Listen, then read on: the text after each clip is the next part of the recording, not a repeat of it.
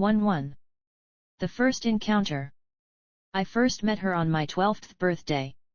At that time, I felt like I could have everything if I wanted. The 5 great noble families in the empire, the oldest, most fundamental, and powerful. Among them, I was the sole successor of the Kairos, one of the 2 prominent families in the aristocratic circle.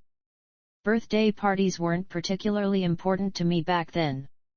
Since I could have anything I wanted, celebrations, gifts, it all seemed like a nuisance.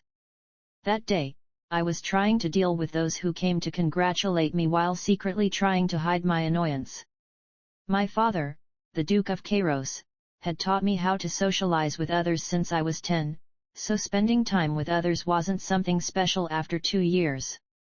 And then, in the midst of it all, my father suddenly called me. Aiden. Aiden. Come here. I looked at my father. He had a faint smile on his lips as he looked at me. Without saying anything, I headed towards him. My father, Baron Kinus, introduced a girl to me. Go on, greet her. I stared blankly at the girl. With silvery hair and eyes that sparkled in purple, she was undeniably one of the most beautiful girls I had ever seen. However, that was just about the extent of my admiration. No matter how pretty she was, there was no particular reason for me to feel a strong liking for her. After all, she was a complete stranger. I looked at my father and asked, "Who is she?" Having mingled with other members of the Kinus family, and despite having seen many faces, hers was not just unfamiliar. Among those I knew, there wasn't even a resemblance. My father looked at me and said, "This child is the successor of Seelan." As soon as I heard those words, I couldn't help but furrow my brow. The successor of Seelan? If it was Seelan, wasn't it a prestigious lineage that stood shoulder to shoulder with the Kinus, my family? Although they shared the same noble lineage with Seelan, the rivalry between the Kinus and Seelan families over the pinnacle position in the noble faction made their relationship far from amicable. There was little interaction between the two, or at least that's what I thought. What could have happened? With these questions in mind, I looked at my father and asked, "Why did the successor of Seelan come here?" To my inquiry, my father responded with a faint smile, saying, "To find a way to improve relations with Seelan. As future colleagues who must politically cooperate on an equal footing, she deliberately came to deliver a birthday gift to you as the successor of Seelan." Upon hearing this, I furrowed my brow even more. It didn't seem like she came purely to congratulate me on my birthday, and her demeanor didn't suggest a particularly pleasant personality either. Then, the girl with silver hair reached out her hand towards me, looking at me. "Hello, I'm Ariel Seelan." After a moment of hesitation, I shook her hand and said, Hello. I'm Eden Kinus. Thanks for coming to congratulate me on my birthday. That should do it. I've received thorough etiquette training. Though the situation was somewhat awkward, I knew well how to treat guests. All right, now you two can have a little conversation. From now on, you'll have many interactions with Sela, so be careful not to act recklessly. Understand, Eden? Yes. I nodded.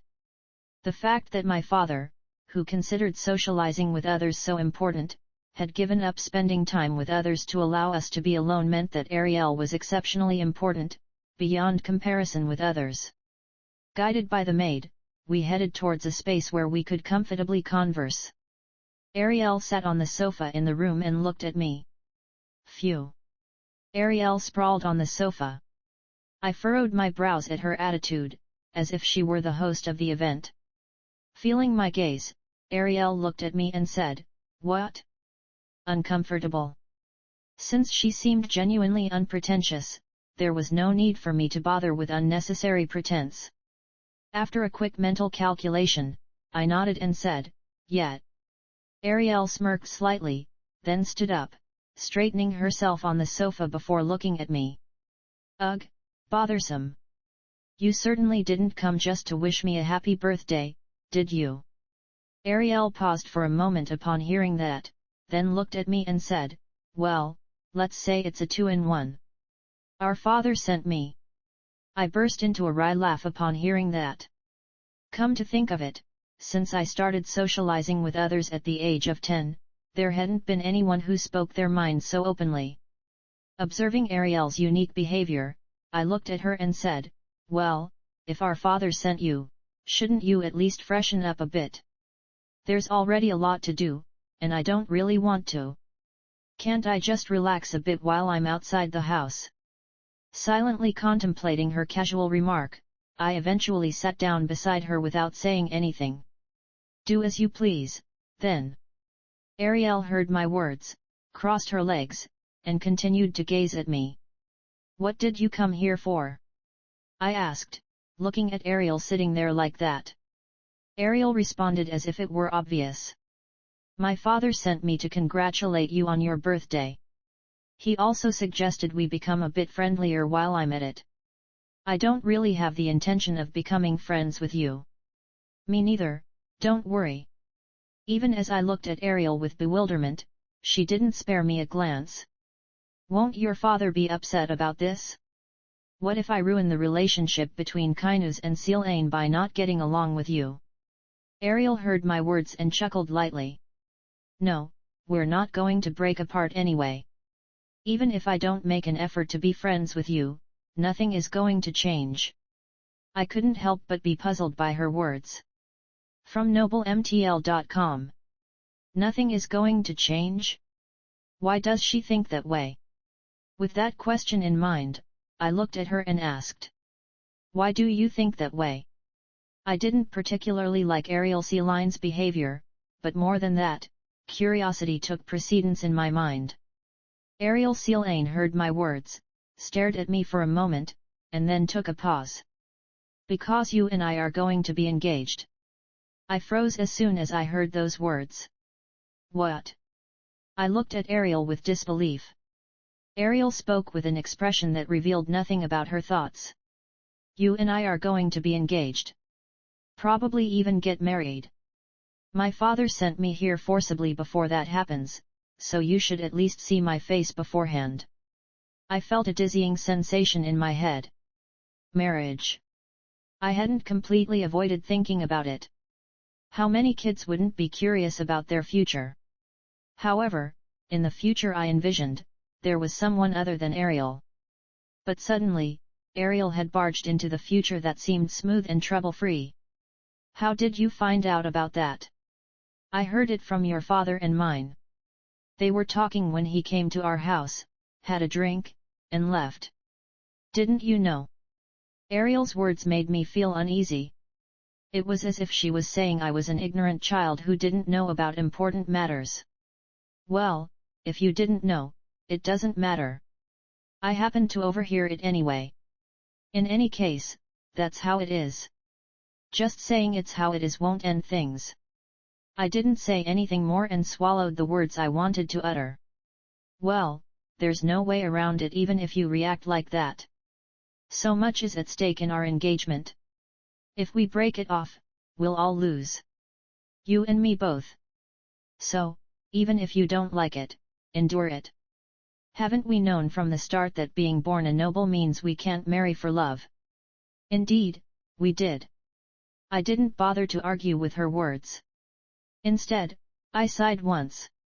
Ariel looked at me with a smile on her lips and suddenly extended her hand to me. The way she looked at me while offering her hand was honestly charming. Thinking that to myself, I asked, "What's this?" The handshake earlier was a greeting saying it's nice to meet you. This one is a greeting for us to do well since it's come to this. After a moment of hesitation, I grabbed her hand and shook it. That was the first meeting between Ariel and me. 2-2. Engagement. After my birthday party ended, I went to my father and asked about Ariel Sylvain, whom he had brought. "Father, that Ariel Sylvain you brought, she was saying strange things." My father turned around to face me. "Strange things? What are you talking about?" "That girl and, she said I'm engaged to her." Father made a sound of acknowledgement and nodded. Seeing my father's reaction, I could confirm my suspicions were true. Is it true? All right. You and that child will be engaged. It's a natural step to unite the power of the noble families.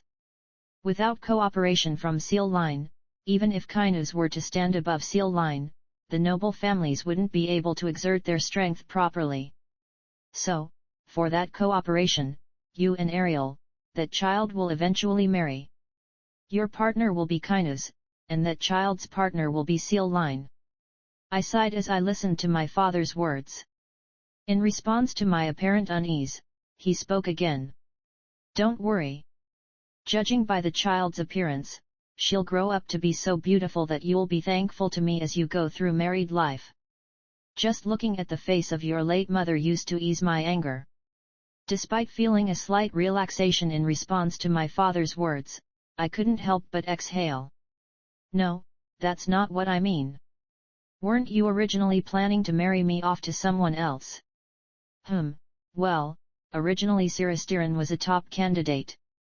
However, forming a union through an engagement with Seal Line is more crucial. Siristiran, the illegitimate daughter of the Count Diran, boasted the largest scale among Kainus's subordinates. We were of the same age, and I remember her seeming quite fond of me. She was the one I thought had the highest probability of becoming my future wife. But, the situation had turned out like this. To form a marital alliance with Seal Line, Diran had to be sacrificed. Marriage to Cirrus would have solidified our internal bonds, but in the end, it wouldn't have increased our absolute strength. In the current escalating conflict with the Emperor, my father judged that confronting the Emperor and the Imperial faction head-on required more power than internal cohesion. After hearing my father's thoughts, I sighed. I understand. If that's the case, there's no other choice but to engage with that child. My father looked at me with a compassionate gaze and asked, "Why, don't you like the child?" I averted my gaze from him, took a moment to think, and replied, "Well, honestly, we don't seem to get along very well." At my response, my father gently stroked my head and said, "You've inherited even that aspect from me and your mother. Your mother and I didn't get along well at first either. But, it's unavoidable. Wanting everything to fit perfectly from the beginning is just greed. There's a process where both parties adjust to each other." I remained silent in response to my father's words. Leaning against the chair, he continued, "But if you're still worried, there's nothing you can do. Just offer some advice on how to get along well with that child who will be your fiancé. It might be better for you to get along with your future partner." His words captured my attention, and I couldn't help but listen. Finally, the day arrived. I checked my tightly fitting ceremonial attire one last time, surveying my appearance. A boy with blonde hair dressed in white ceremonial robes. I seemed decent enough, not hearing any comments about being inferior to my peers. "Do you like it?" the maid asked me. I nodded in response and said, "Yeah. I like it. Thanks for your hard work." The maid lowered her head at my words and left the waiting room. I continued to examine myself in the mirror. Today, there could be no flaws. Because today was the day of my engagement ceremony with Ariel. Ariel and I hadn't met once since that day. Father and Celine agreed, and the engagement ceremony was hastily arranged.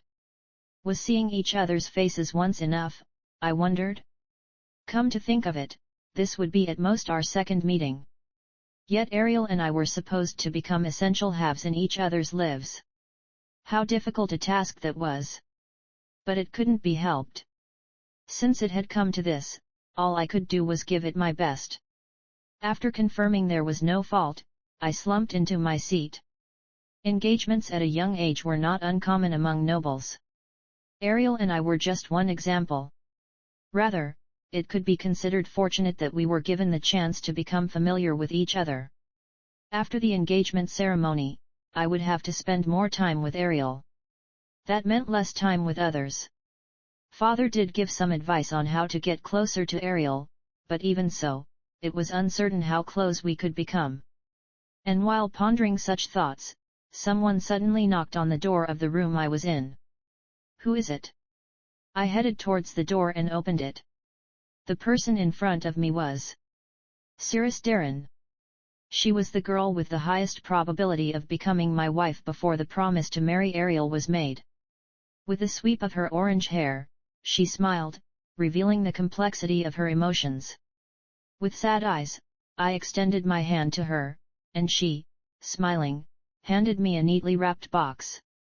Hello. Why did you come here? I asked.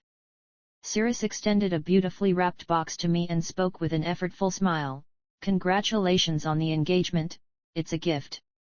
I accepted it and, after a moment of contemplation, finally expressed my gratitude. Thank you. This marked the end of my closest relationship with the girl I had been closest to. Cirrus and I stared at each other in silence for a while. Finally, all preparations were complete, and the engagement ceremony began. Grand Priest Gaines, responsible for the rituals and blessings, conducted our engagement ceremony in front of numerous nobles. Eden Kinus, come forward, he said.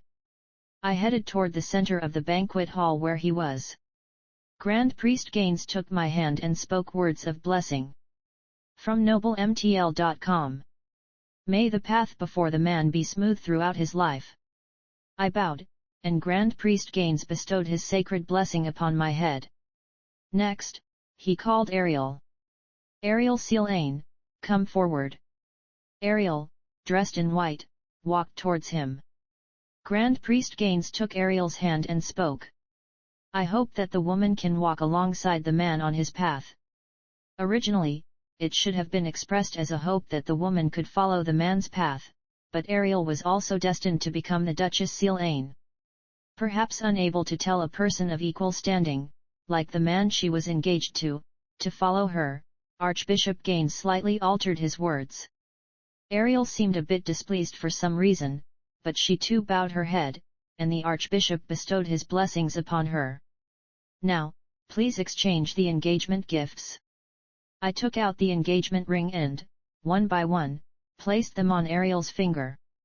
Finally, the moment of the engagement ceremony was complete. Archbishop Gaines smiled and spoke, may there be blessings upon these two who have tied the knot of the future couple. Everyone applauded. As countless claps and cheers echoed through the spacious hall, my ears felt stuffed, and my head began to ache. I glanced at Ariel standing beside me. What could she be thinking? Joy? Sorrow? Tension? Anger? Her rapidly changing facial expressions concealed her emotions completely, and I couldn't find any clues about her feelings. And so, entangled in convention, Ariel and I became engaged. Sigh. As Ariel entered the space where only the two of us were present, she instantly slumped down, just like when we first met. Even if her dress was wrinkled, she didn't seem to care. It's tough.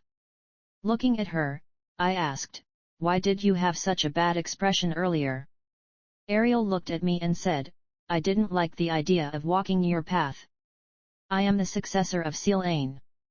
I will become the Duchess in the future, and I take pride in that fact. Whether it's called companionship or dependence, it's the same when it comes to you. I don't like that. I nodded slightly upon hearing her words. Ariel looked at me and said, why? Don't you like the personality of the person who will be your wife? I stared at Ariel for a moment, shook my head, and said, no, it's okay. Certainly, you're walking your own path, not following someone else. Marriage, in a way, is just overlapping parts of the journey towards individual destinations. Ariel burst into laughter and said to me, you speak well. I shrugged my shoulders once and replied, well, you too.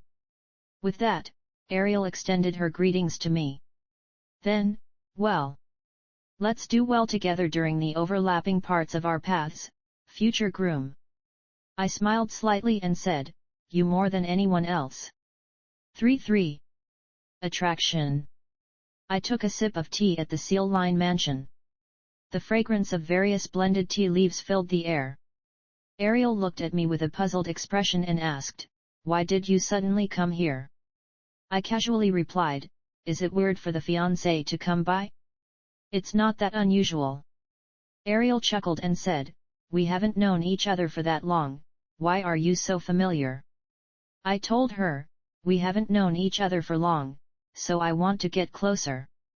Since we're going to be a couple, isn't it better to get along well rather than fighting unnecessarily? You'd be better off getting along reasonably."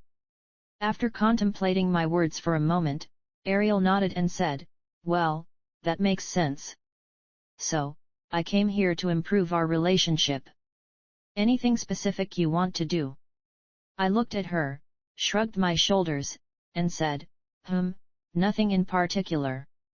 Isn't spending time like this together enough?" "Well, if that's the case." Ariel snorted with amusement. I looked at her and said, "What's wrong?"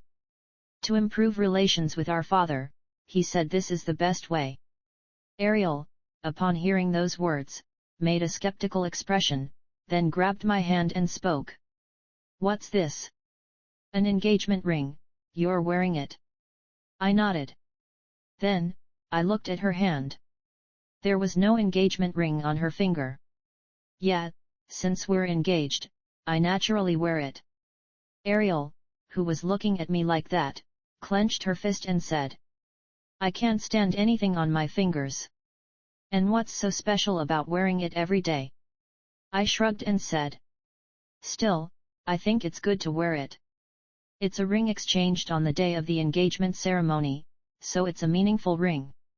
Ariel slightly wrinkled her face. "But I still don't like it. My finger feels uncomfortable, and it's annoying." "Then do as you please, whether you wear it or not. I'll keep wearing it. I don't mind." Ariel shrugged her shoulders. "Yeah, I find it bothersome, so I can't wear it." I nodded approvingly. Then, I asked her, "Okay, forget about the ring. If you don't like doing nothing, is there something you enjoy? A hobby or something?" Ariel, after hearing my words, thought for a moment and then said, "Well, I do like chess." "Chess?" I had a basic understanding of chess as part of my education, and I had my own confidence in it. It wasn't something I was extremely passionate about, and my skill wasn't remarkable, but winning in a match was enjoyable. "How about a game of chess, then?" Ariel chuckled and made a mocking sound before saying, "Regret it? You and I are not on the same level." I was taken aback by her clear disregard for me and spoke up. "What? All right. I'll make sure to win and make you cry." Ariel looked at me, setting my grievances ablaze, and calmly smiled. And, as a result of our chess game, I was perfectly defeated. Even though Ariel could have finished me off by now, she toyed with me, knocking down all the pieces except the king, and I frowned at her actions. After a while of humiliation and mockery, I managed to topple my king and tidy up the chess pieces. "Let's go again." Ariel, with a full smile on her face, said, "Oh, the skill difference is too much. I don't know if this game is fair." "Ah, let's go again." Ariel began placing the pieces on the board again. I made my move quickly. And, inevitably, I lost to her again. Ugh! Unable to find a way to release my frustration and annoyance, I gritted my teeth alone. Looking at me like that, Ariel smirked and said, "It wasn't bad in its own way. If you practice a bit more, you might be able to hold your own against me to some extent. Of course, you won't beat me." Well, it was fun. I had so much to do these past few days, and seeing your expression made it a bit easier. While it was somewhat annoying to have my face mocked and energy built up, I sighed, then smiled a little. "Well, I guess that's fortunate." I said that and began to tidy up my things. Watching me get ready to leave, Ariel brushed aside her silver hair and said, "Next time, shall we play chess together?" Her suggesting this meant that our relationship had grown somewhat closer. Although I felt a bit frustrated about losing, once I thought that I had achieved the purpose of coming here, a smile seemed to form. With a smile, I answered her question. Wait. The next time we meet, make sure to practice hard, I'll make you cry like a baby.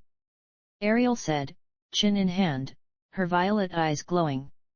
I'll be looking forward to it. Since then, she and I occasionally met to play chess. Of course, it goes without saying that the outcome was consistently me losing. However, I gradually stopped caring about that. Because the time spent with Ariel itself became enjoyable in its own way. For both of us, as our responsibilities increased, the time we could take a breath became precious. Ariel stretched and looked at me.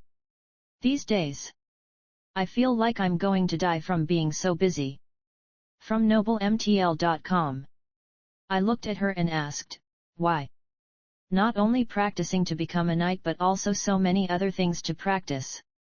Lately, I've been practicing archery, and my fingers are all worn out. I grabbed her hand and looked at it.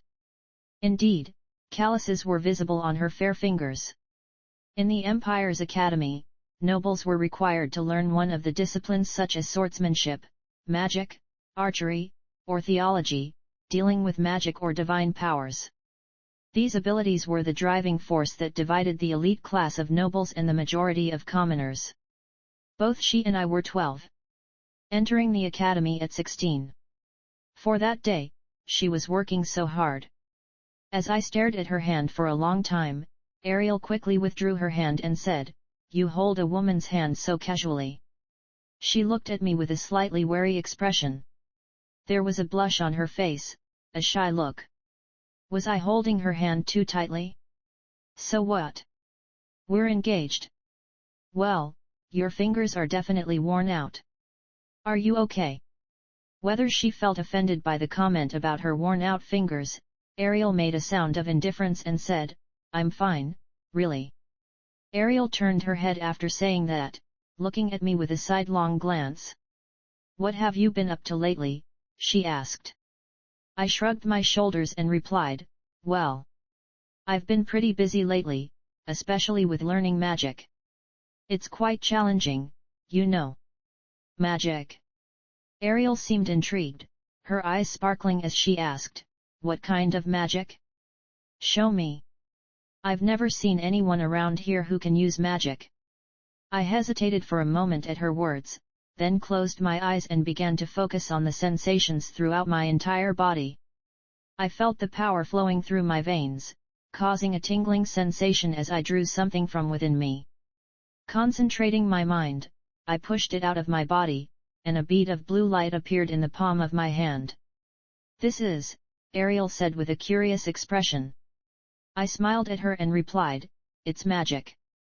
"Well, it's not that impressive at the moment. I can't do much with it yet, it's just basic, you know. Still, it's magic. I'm learning archery, so magical training is way down the line for me." "It's impressive," she said with a fascinated expression, her eyes shining. Her expression was something I had never seen before. I considered saying more but decided against it. I didn't want to spoil the atmosphere when she seemed so delighted. Soon, the bead disappeared in an instant. My skill in manipulating magic was still lacking, so it was expected. Ariel gazed at the empty space. Too bad. It was amazing, though. Feeling relieved at her positive reaction, it was the first time Ariel seemed cute to me. I looked at her, and she smiled, saying, "That was incredible. Later, when you can really use magic, can you show me?" I could only smile in response to Ariel's words. "Yeah. I'll definitely show you." 4. Gift. Since that day, I dedicated myself to practicing magic. Perhaps it was because I remembered the way Ariel looked at me, sparkling with admiration. Well, even if that wasn't the reason, considering my plan to enroll in the academy, mastering magic was something I had to continue practicing. Anyway, after diligently practicing magic, showcasing basic spells to Ariel with shining eyes became a part of my daily routine. Although it wasn't anything extraordinary, just creating a small cup of water or momentarily conjuring fire, Ariel loved it immensely. And so, with her positive reaction in mind, I practiced magic again. In the midst of it, I found myself becoming obsessed with a sudden thought. Of course, even in the midst of that, I didn't forget my encounters with Ariel. And on that day as well, I was engaged in a conversation with her. Some time had passed since our engagement, we were both 18 now. "Why isn't your skill improving?" Ariel said as she arranged the scattered chess pieces. I looked at her and grimaced, replying, "I told you. I don't have time for chess because of magic practice." Ariel looked at me and, with an enthusiastic smile, said, "Why is your tongue so sharp? It's unattractive." I barely managed to suppress the urge to blurt out a curse. Despite my struggle, Ariel found it amusing and asked me with a laugh, "So, how's that magic practice going? Show me once." I shook my head and said, "No, it's not ready yet. Isn't your birthday in a few days?" Ariel opened her mouth upon hearing those words. "What? I'll show you then. I have something prepared." Ariel smiled at my words and spoke. "What is it, really? Are you seriously looking forward to it?" As I said that, I sighed, looking at her with amethyst-colored eyes. "No, it's nothing special. Not extraordinary at all. Just... I thought it's better to put in some effort myself rather than giving a gift that can be patched up with money, you know." Ariel listened to my words and stared at me intently. It felt like her gaze could pierce through. I refused to continue the conversation with her. Then, Ariel seemed to realize that she couldn't pry any further into the matter and changed the subject. "Well, let's leave it at that for now. By the way, are you still carrying that around?" Ariel pointed at my finger and spoke. I raised my hand, looked at my finger, and replied. "Oh, this? I just keep wearing it because I think it's better that way. It's enchanted, so it's not uncomfortable either." What she pointed at was the engagement ring between us. Since the engagement ring was enchanted to adjust its size to fit the wearer's finger and wouldn't come off unless the wearer took it off themselves, I had been wearing it everywhere since we exchanged rings. I looked at her and said, "Why don't you wear it for a change? It's an item made for wearing, after all." Ariel stuck out her tongue. "How about if you beg me?" I chuckled in disbelief. "What nonsense! And even if I did, you wouldn't wear it anyway." In response to my words, Ariel widened her eyes, then slapped my arm lightly. "Oh, do you finally recognize me?" "Obviously. So, you won't give me a present even on your birthday?" She looked up for a moment, contemplating, then spoke to me. "Well, what about you?" I nodded in response to her words. "Fine. I should have wished for something." Finally, it was Ariel's birthday. And there I was, in the midst of everyone's attention at the 14th birthday party for Ariel. "Hello, Master Kong. Pleased to meet the Master of Kinus." "Oh, yeah." I skillfully dealt with the approaching crowd and, while searching for Ariel, I finally spotted her and approached. "Oh, you came." She looked at me, nodded, and greeted me with a slight tilt of her head. I took a seat next to her. "Yeah, I'm here." As soon as I sat down, without even a moment to catch my breath, Ariel reached out her hand to me. "Give me a present." As expected, there was no ring in sight. I grimaced at her and said, "Is that the first thing you say when you see me? At least put on the ring." "Why? It's supposed to show how much your magic has improved." "Come on, show me. And I don't want to wear the ring because it's annoying."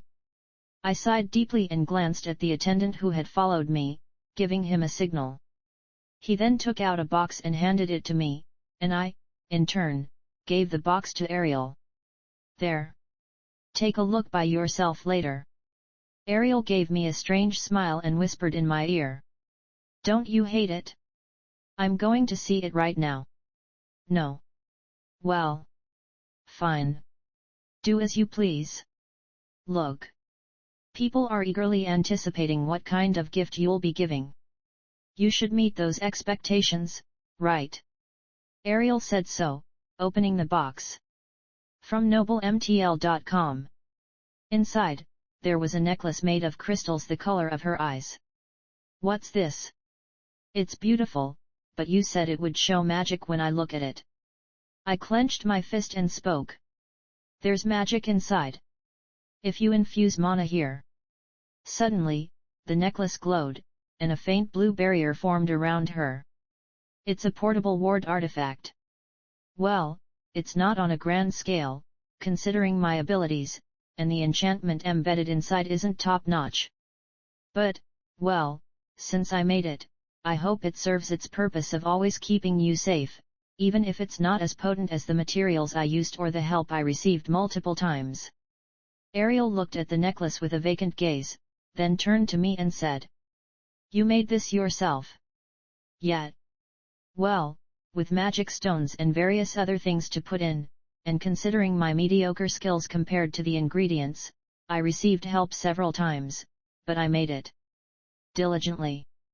Ariel, with a blank expression, oscillated her gaze between me and the necklace for a while, then pondered something and turned her head. Wait a moment. I forgot something for a moment. What is it? Without answering my question, she headed somewhere. And when she came back, a small ring was on her finger. I smiled at her. Ariel blushed at my expression, turned her head abruptly, and said. I'm giving it to you because you asked so earnestly. There won't be a next time. Young master, your recent progress in magic is excellent. That day, during another magic lesson, the tutor who was teaching me magic said so. I looked at him and asked. Really? The tutor nodded and looked at me. The ability to manipulate magic and the purity of the manipulated magic have both increased. The rate of growth is the fastest I've ever seen. At this pace, it won't be long before you can use all basic spells. Roughly, assuming you maintain this momentum, it should take about 3 months. I could only be astonished at hearing those words. Being able to use all basic spells meant being among the top students in the first year at the academy. It meant that I had surpassed at least a year's worth of progress. Well then, you'll need a good wand. Being able to use all basic spells means becoming a respectable wizard. Feeling the flow of magic in my body, I joyfully traced it, my heart swelling. The homeroom teacher who was observing me with satisfaction asked. However, what I'm curious about is the cause of this rapid growth. I looked at him. In response, he sighed and said while waving his hand. No, it's not necessarily a bad thing, it's just as it is. Master, you may not know, but handling innate abilities like magic is closely related to the human mental state. And in such situations, is there no other reason for sudden growth than a valid one? Yes, exactly. Hearing that, I furrowed my brow, trying to recall if there was anything. No matter how much I thought, there didn't seem to be any noticeable change. The teacher asked me. Think about it. Has there ever been a time when you used magic, had a pleasant experience, or developed a desire to be good at magic? The origin of this growth is likely tied to that. I don't think there's. Just as I was about to say that, I stopped. At that moment, the expression on Ariel's face when she accepted the necklace flashed in my mind. Looking at me in that state, he said with a faint smile. Is there? I remained silent. 5. Blush. Leaning back on the chair, I sat down. And I took a deep breath. Phew. Already, it was evening when the sun was setting. The magical training had finally come to an end. My magical energy was depleted, and I had little strength left to move. In that state, I slumped into the chair. Now. In 2 days, it would be my birthday. However, there wasn't much change expected. It would just be another usual situation. My birthday falls in early summer, barely a month apart from Ariel's. I had struggled to prepare a gift for Ariel, so this birthday, I just wanted it to pass without much fuss. Of course, birthdays should be celebrated to some extent, showing a certain level of sincerity. Fortunately, as someone already engaged, I had some room for relaxation. There was no need to force myself to fit in with potential engagement candidates. With such thoughts in mind, as I was about to take a break, a maid suddenly approached and said, "Young master, a guest has arrived." Guest? I was puzzled and headed to the reception room to greet the guest. There, Ariel was seated, waiting. "What's this? Why did you suddenly come here when it's already late?" Ariel looked at me with that remark. "Do I need a reason?" She lifted the necklace hanging around her neck. The amethyst-decorated necklace sparkled under the lights. It was the necklace I had given her. Seeing it, I spoke with a somewhat uneasy expression. "Oh, I really have no idea. Why did you bring that?" Ariel sighed and looked at me. "Do you see me as a beast that only knows how to receive? Whatever, just expect something surprising on your birthday. I'll give you a gift that will make you jump in surprise." Was she trying to make her gift sound like a challenge? I heard her words and responded. "It's not that valuable of an item." "Well, it has its own value, but honestly, my magical abilities aren't that remarkable, so the artifact's worth isn't much." Ariel made a dismissive sound, crossed her legs, and said, "Stop making a fuss. It's not up to you to determine the value of the gift. I've decided to repay you with it, and you just have to accept it." "Got it. Well, okay. I'll be looking forward to it then." What else could I say? That was the only thing I could say. Ariel seemed dissatisfied with my lukewarm response, judging by the subtle pout, but she didn't say anything more. Really, what else is there to say? Fine, I've said what I wanted to say, so I'll leave now. Wait. Ariel, who had stood up at my words, looked at me. Why? I stiffened momentarily. I couldn't even figure out why I had grabbed her. Why did I hold on to Ariel? There was surely nothing more to say or do. I would simply meet her in 2 days and accept whatever gratitude she offered. But something was off. Ariel showed a sharper reaction today, of all days. No, to be precise, she seemed irritated. For some reason, I couldn't fathom why, but there was undoubtedly a reason. Lost in that thought, I unintentionally requested the action we had most frequently engaged in. "Wanna play a game of chess?" Ariel and I faced each other over the chessboard. It was surprising that Ariel readily agreed to my request. She was the kind of woman who would immediately drop something if it didn't sit well with her. Thud. My move was made. Seeing that, Ariel concentrated for a moment, then thud, she made her move. Still not improving, hey? I asked Ariel. She chuckled and replied, "Well, I did improve. Just a little. Still, that was some progress." I smiled and made my next move. However, Ariel, looking at me, seemed oddly dissatisfied. Thud. Ariel captured my bishop with her knight. And as I focused on the chessboard, I only noticed her change when I saw her hand making the move. "A ring, hey?" I asked her. And I grabbed her hand, adorned with the engagement ring. I continued to gaze intently at that hand. Her face turned red, hastily pulling her hand away, and she said, What are you doing?" From noblemtl.com.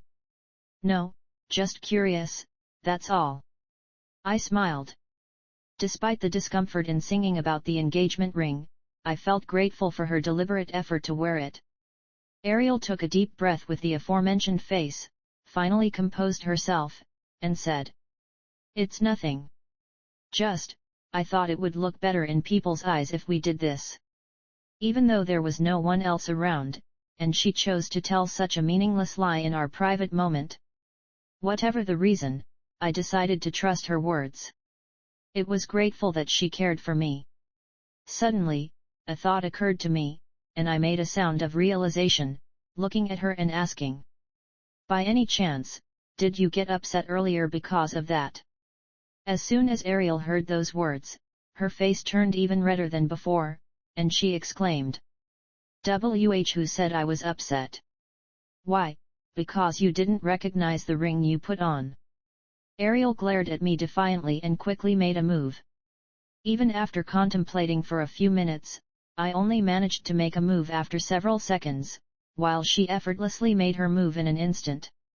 I looked at her and said. Can you do it that quickly? It seems like you're overdoing it, no matter how I think about it. Ariel, still blushing, confidently said. Hush. I'll handle it myself, so just turn off your brain. Continuing the chess game, I emerged victorious. It was also my first win. Ariel, who had been staring at the chessboard with her king surrounded, finally spoke. What should I say? Although Ariel's condition wasn't normal, as someone who had historically achieved their first victory, I couldn't help but be curious about what she would say. And Ariel opened her lips and said. Checkmate. Hey! What is he talking about?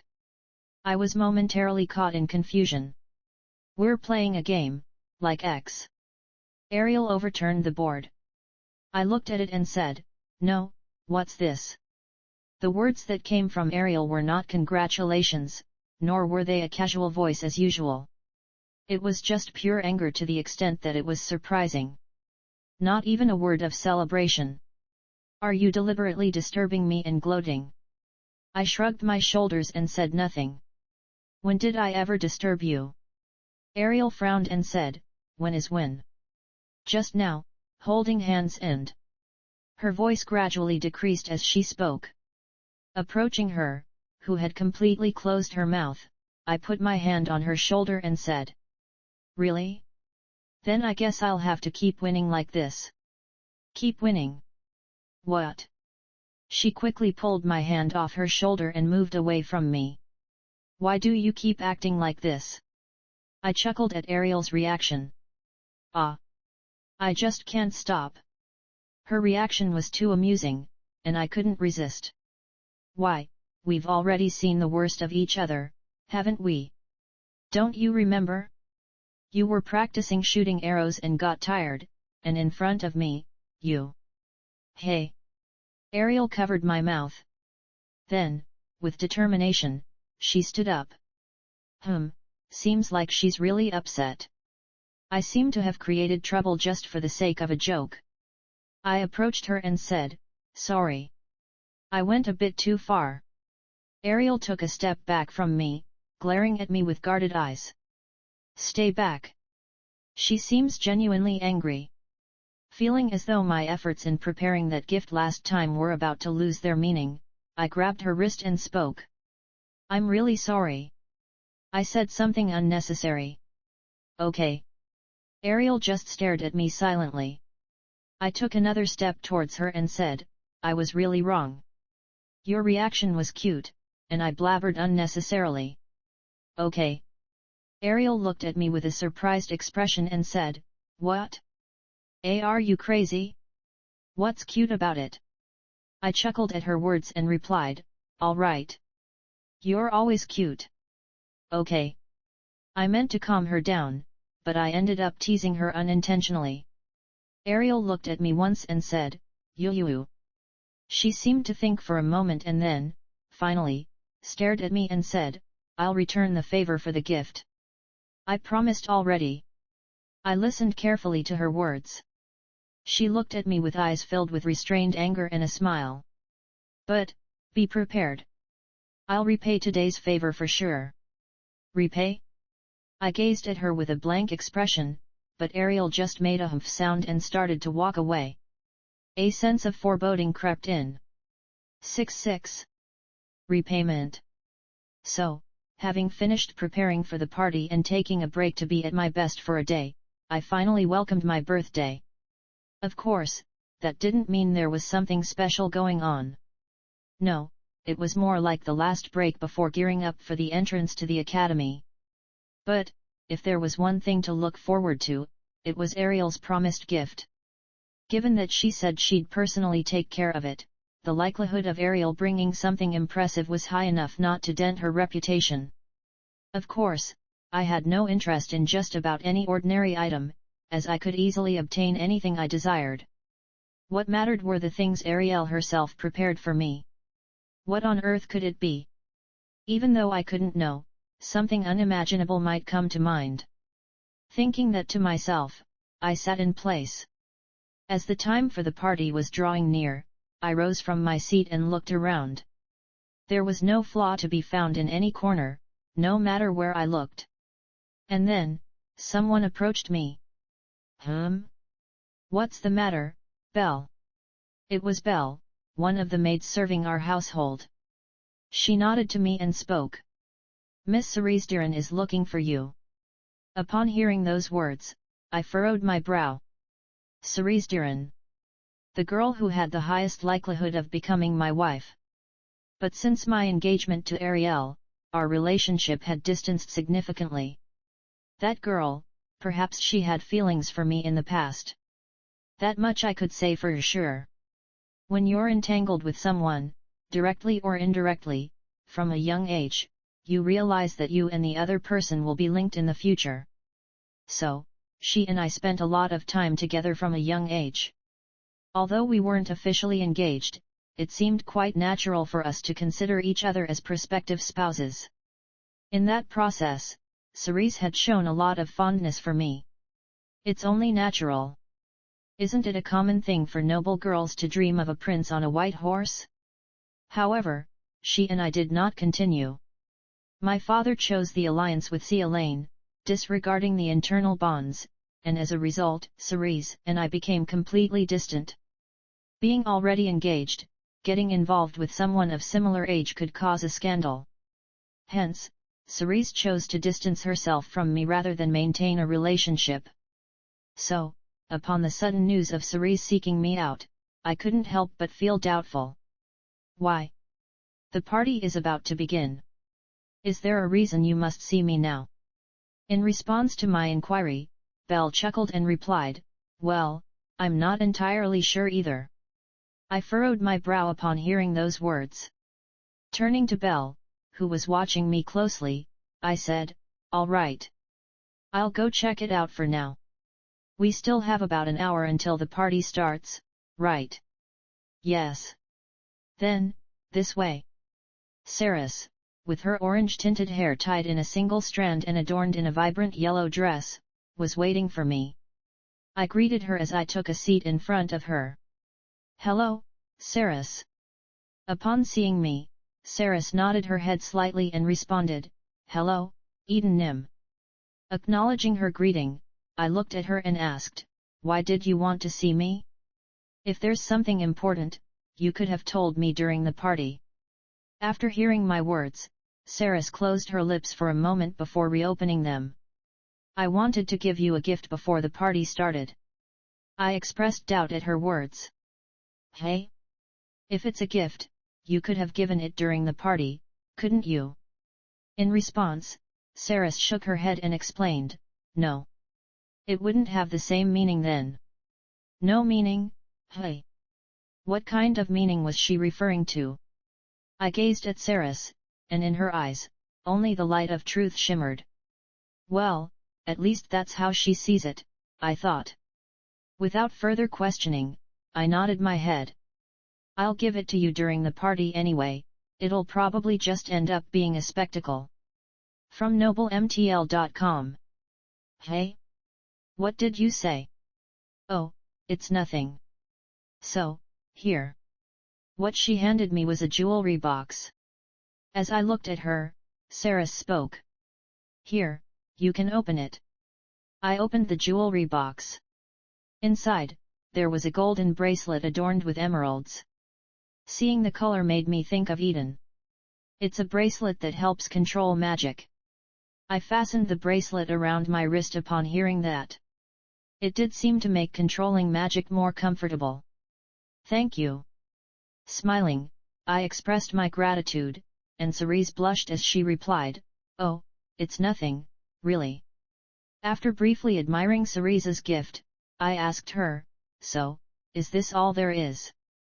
Upon hearing my question, Cerise closed her eyes, then opened them. Her chocolate-colored irises shone upon me. "Yes. This is all there is."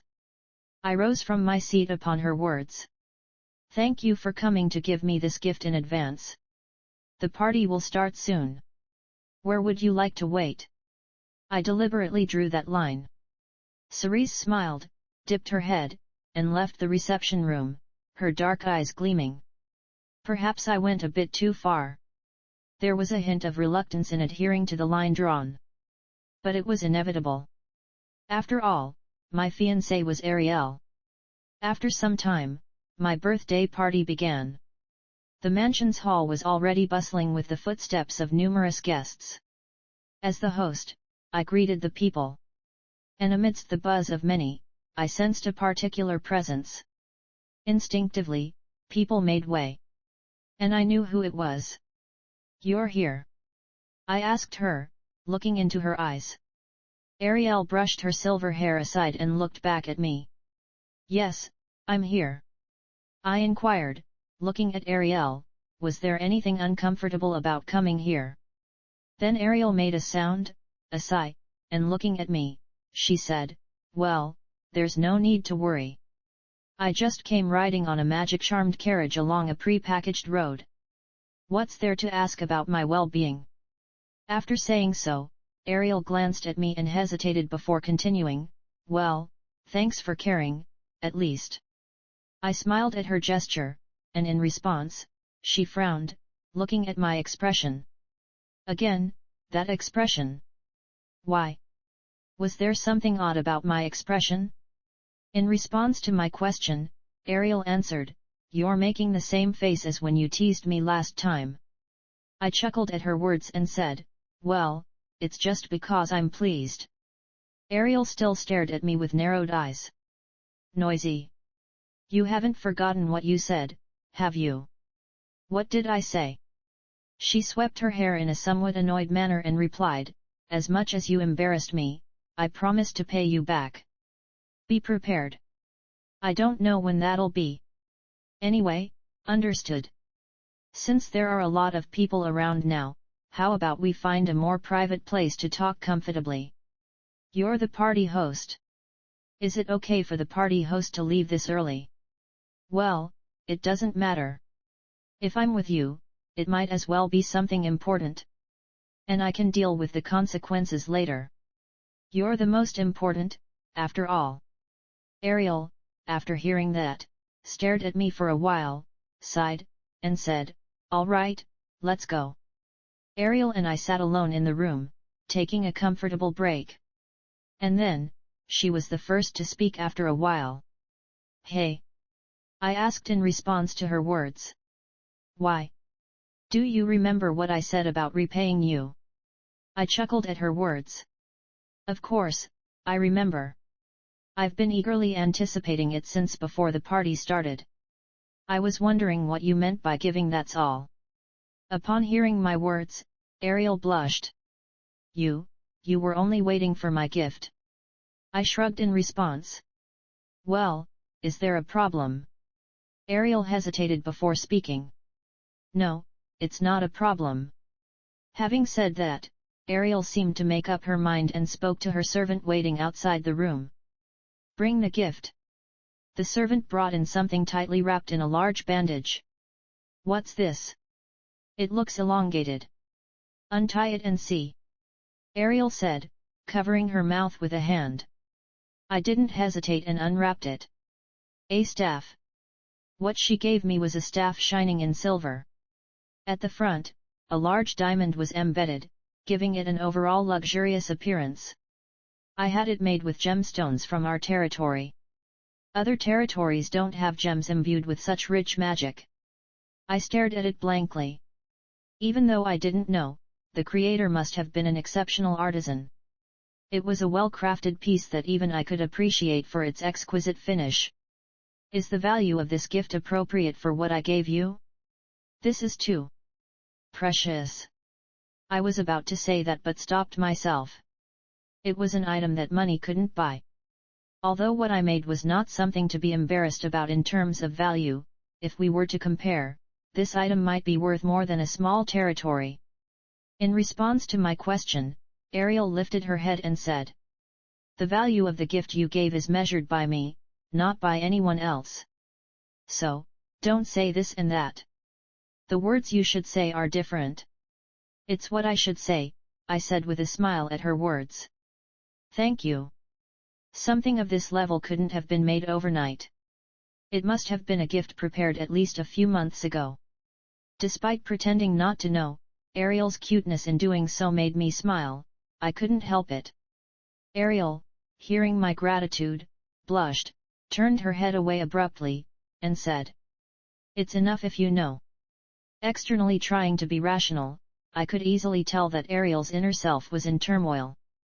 I hugged Ariel and said once again, "Thank you, really." Ariel, as if slightly surprised, shivered her body a little and then opened her mouth in my embrace.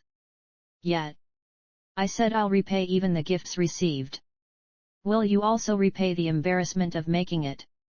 Ariel looked at me, smiled with an unknown thought, and said, "Yes." And, something soft touched my cheek. 7-7. Divergence. With the touch that briefly touched and disappeared from my cheek, I could only stare at Ariel in a daze. Ariel made a sound of amusement, stood up from her seat, and spoke while looking at me. "What are you doing? Since you received a gift, let's go out slowly now. Does the protagonist of the party have to stay in the room?" Feeling a bit bewildered by those words, I stood up. "Oh, yeah. Let's go." Ariel looked at me and said, "And, be sure to carry that. You should let your fiancé know what you received, right? You can brag about it." Only after hearing those words could I gather my wits and respond to her. "Okay. In front of others, I'll make sure to boast that it's from you." Ariel abruptly turned her head and began walking towards the crowd. "Humph." I grabbed Ariel's hand. Between her fingers lay our engagement ring. Even though Ariel didn't turn to look at me, I knew. It was evident from the crimson hue coloring her turned face. Ariel couldn't gather her thoughts. Originally, she never intended to do such a thing to Eden. Swearing never to engage in the petty act of retaliation, the idea of kissing his cheek in the name of revenge wasn't part of her plan. Yet, it happened. She was sure she never had such thoughts, but she inexplicably committed that insane act. Ariel couldn't fathom what had possessed her to do such a thing. "You crazy fool! What were you thinking?" Uttering these words silently didn't change anything. It was an undeniable reality that, in the past, she unconsciously kissed Eden's cheek. Since it had come to that, she felt it might be better to carry on nonchalantly. From noblemtl.com. Ariel entertained others in the hall, contemplating her future marriage to Eden. His guests were, in essence, no different from hers. Amid these musings, Ariel locked eyes with someone observing her from a distance. Who was that again? Oh, right. Cerys Darren. Count Darren was highly regarded as the most influential subordinate to Duke Caines. Since the Empire's fragmentation due to rebellion, the Darren family had been loyal to Duke Caines, exerting significant influence even over other houses under Caines's dominion. Ariel considered greeting Cerys, reflecting on it briefly but ultimately gave up. In retrospect, merely being observed from a distance signified a lack of interest in mingling, so there was no use approaching for no reason. I remember her being the most talked about potential match for Eden. Amid the absurd outcome of a marital alliance between Cialain and Caines, the situation had shifted. Before that, the odds of Count Darren's illegitimate daughter marrying Eden seemed higher than not marrying him. But I intervened in between. It was an inevitable event. After all, noble marriages were mostly influenced by political reasoning. Surely, Saras Darren also must have been aware of this. In fact, after their engagement, Ariel had never witnessed any harmony between her and Eden. But it bothered her that she continued to be observed. Why exactly was this person persistently watching without any inclination to associate with her? It might have been the displeasure of not marrying Keynes's illegitimate son, but Ariel's intuition hinted that it wasn't the end of it. Ariel turned to Eden and asked him, "Eden, do you know Saras Darren well?" Hearing that question, Eden blinked his green eyes and replied with a perplexed voice. "Oh, why?" A perplexed voice. Ariel could easily surmise that there had been some emotional exchange between Saras and Eden. If they had a distant relationship, he wouldn't react like this. "It's nothing much, but she kept looking at me. I wasn't deliberately trying to get along with her, but since she's going to be one of your important attendants, I thought I should know something." Upon hearing this, Eden furrowed his brow.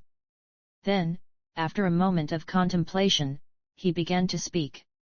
"Well, it's complicated." Eden swept his golden hair back and continued. "Well, there might not be much difference from what you already know. Before you were engaged to me, she had the highest probability of marrying me. Whether it was because of that, or simply because she is the illegitimate daughter of a crucial family among the attendants, I don't know, but we got along quite well since childhood." Ariel glanced at Eden after hearing this. Why was that? For some reason, she felt a slightly unpleasant sensation. Your gaze seems a bit colder now. Is it okay if I keep talking?" "Go on."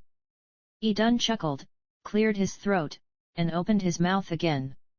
"Well, she was someone who belonged to the closest circle to me, so to speak, but somehow ended up engaged to you." Saras seemed a bit shocked, but still, knowing the logic of the noble society, she probably sorted out her feelings long ago. "I guess." "Why are you trailing off?" "No, it's nothing." Seeing Eden like that, Ariel suddenly felt a rising sense of irritation. She didn't know why. However, that unidentifiable irritation continued to grow within her. Ariel continued to gaze at Eden. Eden seemed to be uncomfortable due to the suddenly prickly atmosphere that had replaced the pleasant one from just a moment ago. In the midst of this, Ariel suddenly spoke. "Hey! Yeah. Between you and her, who do you like more?" "What?" Eden looked bewildered. Facing such a puzzled expression from Eden, Ariel said. "Why, Saras, you've been close with that person since childhood. Who's better? Does that even make sense to compare? You're engaged. Saras, no matter how close you were, is ultimately someone else. No, why would you even make such a comparison? So, who is it then? Just tell me." Eden closed and opened his eyes tightly. Then, wearing an expression of dissatisfaction on his face, he slowly opened his mouth. "You? Why?" When Ariel asked again, Eden replied with a dismissive tone. "Why? What kind of why is that? Just, you're my fiancé, we've known each other for a long time. Can't it just be because I like you more?" Ariel looked at Eden after hearing that. And a strange feeling, similar to when she involuntarily kissed him on the cheek, filled her inner self again. She covered her mouth with her hand and spoke. "All right. Well, let's go with that then." "What do you mean, let's go with that?" "No, forget it." Ariel laughed lightly, putting her hand on Eden's shoulder. Strangely elated by the tingling sensation that filled her inner self, she touched him. When her touch reached Eden's neck, he exclaimed in surprise. "What? What?" Ariel whispered with a smile. "Hush, we should be quiet. Do you want to make a scene in front of everyone?" "Really, me? I don't know what to make of all this." Even though he grumbled, Eden's expression wasn't that bad. And Ariel saw it. In that momentary glimpse, she saw the expression on Sarah's face from a distance, watching them both, lips pressed together. Saris watched Ariel and Eden from a distance. Of course, she knew this wasn't right. The dynamics of the future social circle had been somewhat established, and with Kainuz and Seelan deciding to join forces, she, a mere godling like Kainuz, had to act accordingly to make a good impression on Ariel, the future Duchess of Seelan. However, she didn't want to. No, she couldn't. From the depths of her soul, she couldn't accept it. Jealousy, if you could call it that. No, it wasn't that. She had already accepted that Ariel Seelan would marry Eden. However, even if she accepted it, she couldn't acknowledge it. Saris's emotions were not that light. It was something so heavy that even 2 years of Ariel and Eden being together couldn't build up. Therefore, she couldn't entertain the thought of mingling with Ariel under the weight of those heavy emotions. No, it might not be the case. Even though she was certain that her father would disapprove, she found herself unable to look away from the sight of Eden and Ariel joyfully conversing in the hall. And, before she knew it, she was absent-mindedly biting her lip. 8 Behind the scenes. Since my 14th birthday party, time had flowed once again. Afterward, Ariel and I entered the academy. Fortunately, both Ariel and I excelled in the entrance exams, placing first in the departments of magic and archery respectively, and we continued to thrive within the academy.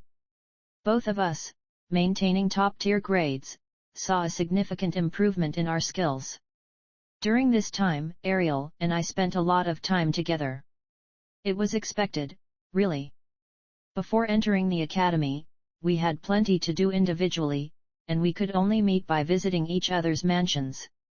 But things changed after entering the academy. While there were still many responsibilities, completing them left us free, and living in the academy dormitory, above all, increased the time we could spend together. So, Ariel and I would occasionally meet to play chess or engage in various conversations. And on that day, while we were spending time together as our third-year courses were coming to an end, Ariel spoke up with a thud. "Hey, why don't you block this move?" With a thud, Ariel laid down her words. I smiled at her move. "Why?" "Because it's a fishing move." As I made my move, Ariel's face contorted, and I quickly gained the upper hand. Like this. Ariel knocked down her king with her own hand. It was my victory. She sighed and said, "When did you become this good?" I replied with a smile. "When? Well, it happened while playing with you all the time." Ariel looked at me with a puzzled expression. I smiled at her adorable look. "So, today's score is 1 win and 3 losses. Not bad." Although I was still less skilled than Ariel, spending time with her almost every day had improved my abilities considerably. Looking at me with a slightly jealous gaze, Ariel spoke up. "Hey, let's go one more round." "I have plans today." Ariel, narrowing her eyes, looked at me and said, "You're meeting another girl, aren't you?" "Don't play dumb.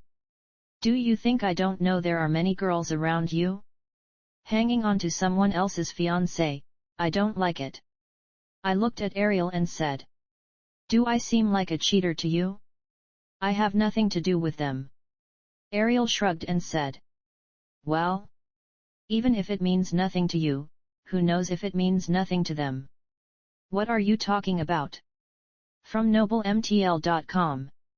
I know something only women know. I shrugged at Ariel's mysterious words and said, "Anyway, I have to go. Because of a promise." Ariel continued to look at me disapprovingly, but I was not about to yield. Then, at that moment, someone knocked on the door. "Who is it?" Ariel, the owner of the room, went out to see who was knocking on the door. I followed her towards the entrance. And there, standing in front of the entrance, was a young woman with black hair and red eyes. Ariel, with a surprised expression, said, "Professor Cordelia." Professor Cordelia, a professor in the Department of Magic and my mentor, looked at Ariel and me before saying, So, you're both here. Ariel, there's news I need to share with you. Ariel, clearly taken aback, said. Yes? Oh, yes. Professor Cordelia sighed once, hesitated for a moment, and then spoke. Your father, he's gone. Ariel spoke with a blank expression. What? Ariel mumbled with a blank expression. Professor Cordelia closed her eyes tightly, then opened them again and continued. Let me say it again. Your father, I mean, Duke Ludden Cielin, has passed away. Something felt amiss. Cielin began to tremble. It wasn't just about the Duke shaking, it meant that countless loyal followers of Cielin, those who pledged allegiance, began to waver. Just shy of 18. A child with over a year left until graduation from the academy. It seemed implausible that young Ariel, who appeared so fragile to the world, could handle one of the Empire's 5 major noble families. Given enough time, she might be able to overcome it. But how often does the world wait? External attacks could be repelled somehow. Even if shaken, facing the onslaught of the Imperial faction, if there was unity from within, Ariel Cielin might manage to buy time until she could become the master of Cielin. But if there was a problem, it was whether that unity could truly be achieved. Cielin was one of the dual pillars of the noble faction. And the death of the head, Duke Ludden Cielin, presented an opportunity for the other pillar of the noble faction to take the lead. The House of Kinus. Yes, that was my family. I spoke to my father, who was sipping tea in the garden. Father, what are your thoughts on Cielin? My father, Baron Kinus, looked at me and said, what do you mean? Is that what you say to your father as soon as you come home after the semester? I looked at him, furrowing my brow. Don't pretend not to know. Right now, Cielin, the head is dead. Wouldn't you agree, father, that you can't just sit idly by in such a situation? My father looked at me in that way and, after taking a sip of tea, said, fine. Speak. I am considering abandoning Cielin. I scratched my head. Discard her. Yes. Cielin is currently at her weakest. It's only natural for a weak and wounded beast to die. I plan to absorb Cielin's influence. What does that mean? Cielin will be eliminated from the 5 major clans and reduced to the 4th. This will make Archinus the unrivaled leader of the aristocratic faction. I shouted at my father. What? In that case, Ariel. That child will share the fate of Cielin.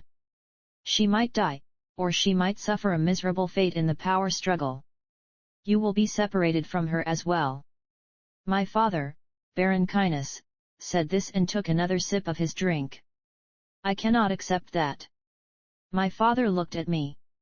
No matter what anyone says, I will marry Ariel. In other words, are you asking to help Cielin? Yes. I stated firmly. Of course, by discarding Cielin now, Kinus alone may be able to establish a monopoly as the only aristocratic power. However, even if we could do that, I don't think it's a better choice than making Cielin an ally in her complete state. That's a story about Cielin in her complete state. Do you really think that young child can handle the Cielin lineage? Even if we don't discard Cielin, that child's fate is destined to be torn apart. So, we should move in the direction that benefits us the most. I still couldn't understand. No, I couldn't accept it. I looked at my father. To save Ariel, for the best future I hoped for, I had to convince my father in the opposite direction. Could I convince him?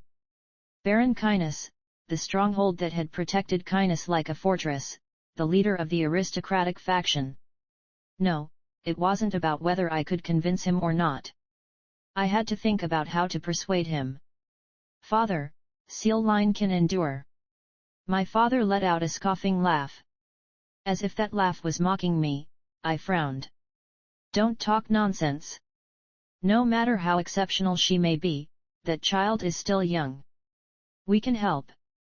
With just a little time, Ariel can make it. My father looked at me with a smirk on one side of his mouth. Help? Us? For Seal Line? Yes. Father chuckled. Don't be absurd. While Sealan's situation is not ideal, she is still a prominent family in the empire, commanding attention.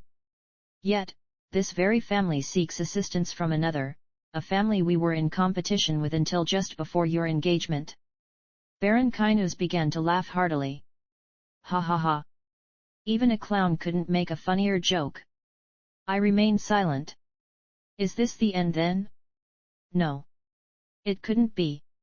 I spoke up. It can be done without anyone knowing. Father looked at me, furrowing his brow. What? 9. To you leaning on shoulders. Father stared at me for a moment, as if he had heard something absurd. To secretly help Seal Line. Then, Father began to tap his fingers. It's impossible. No one has the skill to do such a thing without anyone knowing, and there's no reason to go to such lengths. A reason? There is. It overflows. The fact that Seal Line remains as an ally. But even with those words, Father seemed unwavering. It's not that simple. You're almost an adult now, and with only a year left at the academy, I would expect you to have some sense of discretion. Father. I called out, but Father didn't acknowledge my words, standing up and leaving. Think about it on your own. Consider which path is the right one. Unable to contain my momentary frustration, I shouted. Is this why you arranged the engagement with Ariel and me? Upon hearing that, Father turned around. I continued, overcome with anger. In order to do this, did he really ask Ariel if she wanted to know how to get along with him just to see us like this? That. Father. Father. If the family of the late mother was difficult, did you abandon her? My father closed his eyes after hearing my words. Then, he looked at me and spoke. I'll consider it after hearing your plan. I held my breath at my father's words. I hadn't expected this to work, so when my father acknowledged it, it was a surprising feeling. Yes. I understand. Of course, I couldn't show that. I began to speak. Ariel looked around the mansion with dry eyes. No, it was eyes that didn't even seem to be sad because there was no emotion overflowing. I thought nothing would happen. I thought I would spend another ordinary year at the academy, return to the mansion after the school year as usual, and spend time as usual. However, such expectations were shattered. Ariel now had to shoulder the burden of the giant family called Sealane and even the gods supporting that family.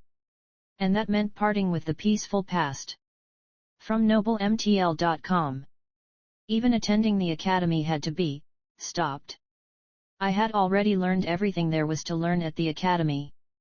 Returning to the academy on the island in the middle of the Mediterranean would bring uncertainty about what would happen to Sealane. I had to prepare to inherit the family as soon as possible.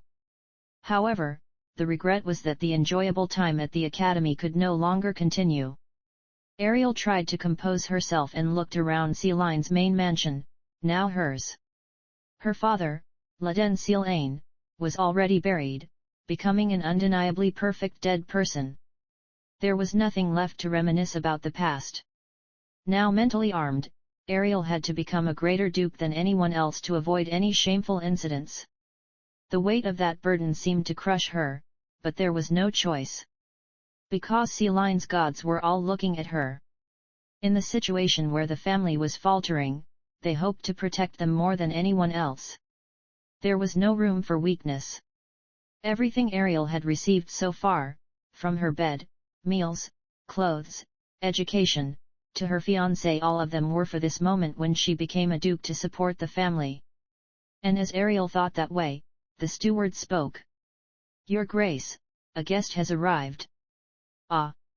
Your Grace! Before the presence of the guest, the title came to Ariel's mind before anything else. Because now there would be no more calling her Miss, it was keenly felt. But for a moment, Ariel quickly regained her composure.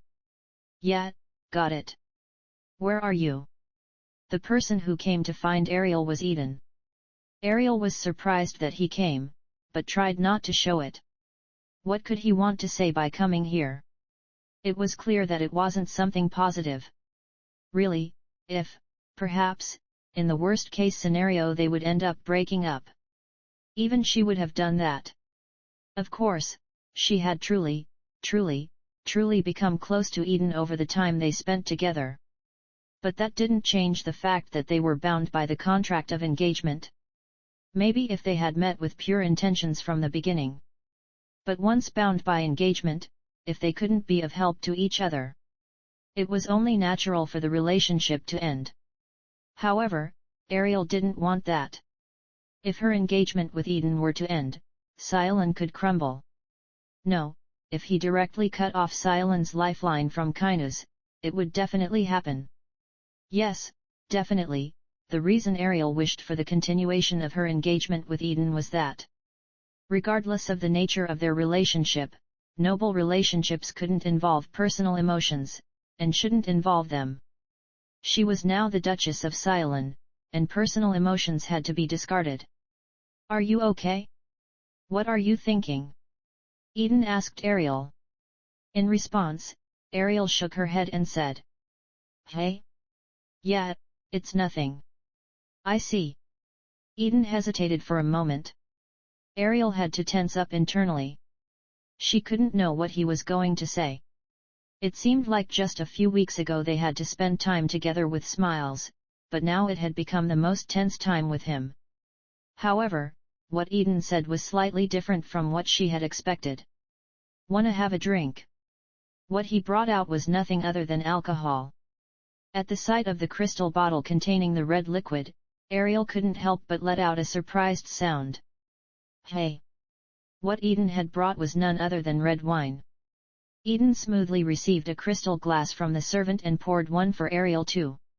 You can look forward to it. I secretly brought what my father treasures.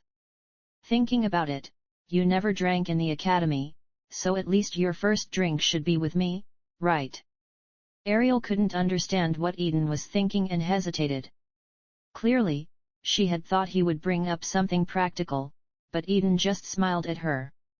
Come on, give it a try. It's sweet, so even if it's your first time, it shouldn't be too bad. At Eden's words, she hesitated but raised the glass and took a sip of the red liquid. Her expression subtly changed. It's sweet, but there's something really subtle about it. It's like it goes whoosh and there's a bit of a bitter taste too. As Eden spoke, he smiled warmly and poured himself a drink, ignoring Ariel's comment. Haha, surprised because I've never had a sip of our baby booze. Ariel responded with a serious expression to Eden's remark. I might die, seriously. Despite her threat, Eden chuckled and replied, all right, sorry. Here, have some more. Ariel, though outwardly furrowing her brow and giving Eden a slight glare, felt a release of tension within herself. It wasn't because of the mansion or the alcohol but rather Eden's consideration. As soon as she accepted the glass from Eden, Ariel drank the wine in large gulps, clearly deviating from proper etiquette. However, Eden not only didn't point it out but laughed heartily. Haha, feeling exhilarated? Good. I'll join you. Watching Ariel empty the glass, Ariel absent-mindedly smiled, feeling a bit relieved by her usual behavior. From then on, Ariel began to accept and drink the alcohol without restraint. Since things had come to this, she decided to drown out any troublesome thoughts. Bring more drinks here.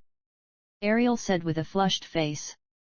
As Eden went to get the alcohol, he asked, looking at her. Is it okay to drink like this for the first time?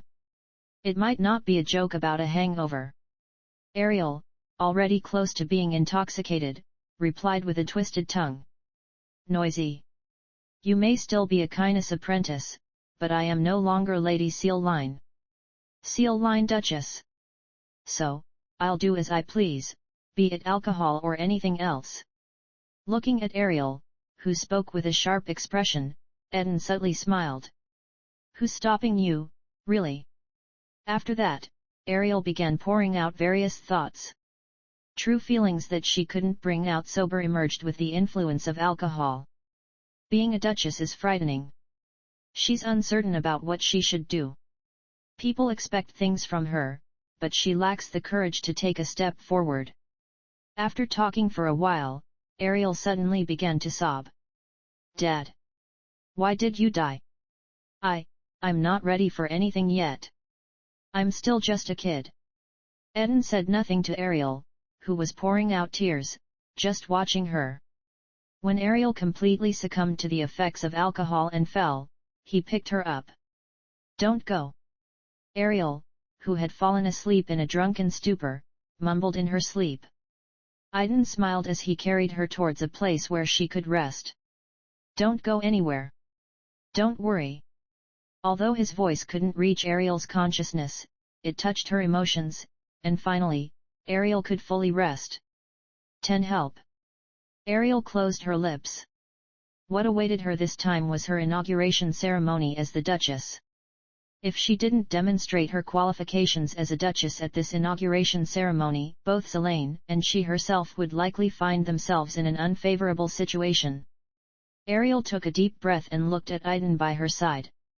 Are you nervous? Eden asked, looking at her. Ariel would have usually denied it, but this time, she couldn't help but admit. Yes. Honestly, a lot. If I don't show myself properly this time, I might face some trouble in the imperial social circles. She was like a newly hatched dragon. No matter how great the potential for growth, if exposed in a vulnerable state, she could end up dead. Eden could see Ariel worrying about that. He stroked her head and said, Don't worry. You'll do well. I believe in you. Upon hearing Eden's words, Ariel finally smiled and said, Even if it's just words, I'm grateful. Well, it's not just words. Ariel and Eden said so, looking at each other, and then burst into laughter facing each other. Ha ha ha. Ariel, still smiling, wiped away tears. Thanks. I feel like the tension has lifted thanks to you. Eden hugged Ariel and said, Don't worry. It will surely go well. Feeling that warmth, Ariel closed her eyes and said with a small smile, Yes. Ariel stood before a multitude of people, making an effort to stand tall and gaze upon them with a straightened posture. Mustn't appear weak. Mustn't seem foolish. Mustn't be underestimated. From now on, Ariel had the duty to fulfill the role of one of the 5 pillars supporting the empire. Lost in such thoughts, Ariel was interrupted by the resonant murmurs of the crowd as an elderly man with determined and deeply edged wrinkles approached, his head adorned with white hair. Despite the wrinkles and aged skin, his back was unbent, and his gaze was more intense than any flame. Clad in pure white garments, the old man walking with an expression of discontent was none other than the saint of the era. Tisk. The saint clicked his tongue upon seeing Ariel. Despite the tension brewing within Ariel, he forced a smile while bowing slightly. Well, a puppet of the times. Eh, Duke, they say. Those eyes staring at you seem quite malicious. Tisk, seems like even the nobles lack backbone these days. Ariel replied with a nod, bowing his head. I am truly grateful for you coming to bless my inauguration. The saint made a dismissive sound. Don't bother. It's not because you're charming. Just fulfilling a request. Ariel maintained his unchanged expression. Still, the fact that a priest, a saint, came to bless my inauguration, that remains unchanged. Naturally, I am thankful. Humph, if not me, that irritating old hag, the Pope, would have come. I just thought it better to step forward than witness that sight. The murmurs spread in all directions. It was a rare event for a saint to attend the inauguration of a mere noble, so rare that it was almost impossible to express. Well, I guess that's everyone. Shall we begin the inauguration? The saint looked at Ariel and asked. Ariel nodded in response. Yes. It can be said so. Then. From noblemtl.com. All right. Let's commence the inauguration. Ariel kneeled before the saint.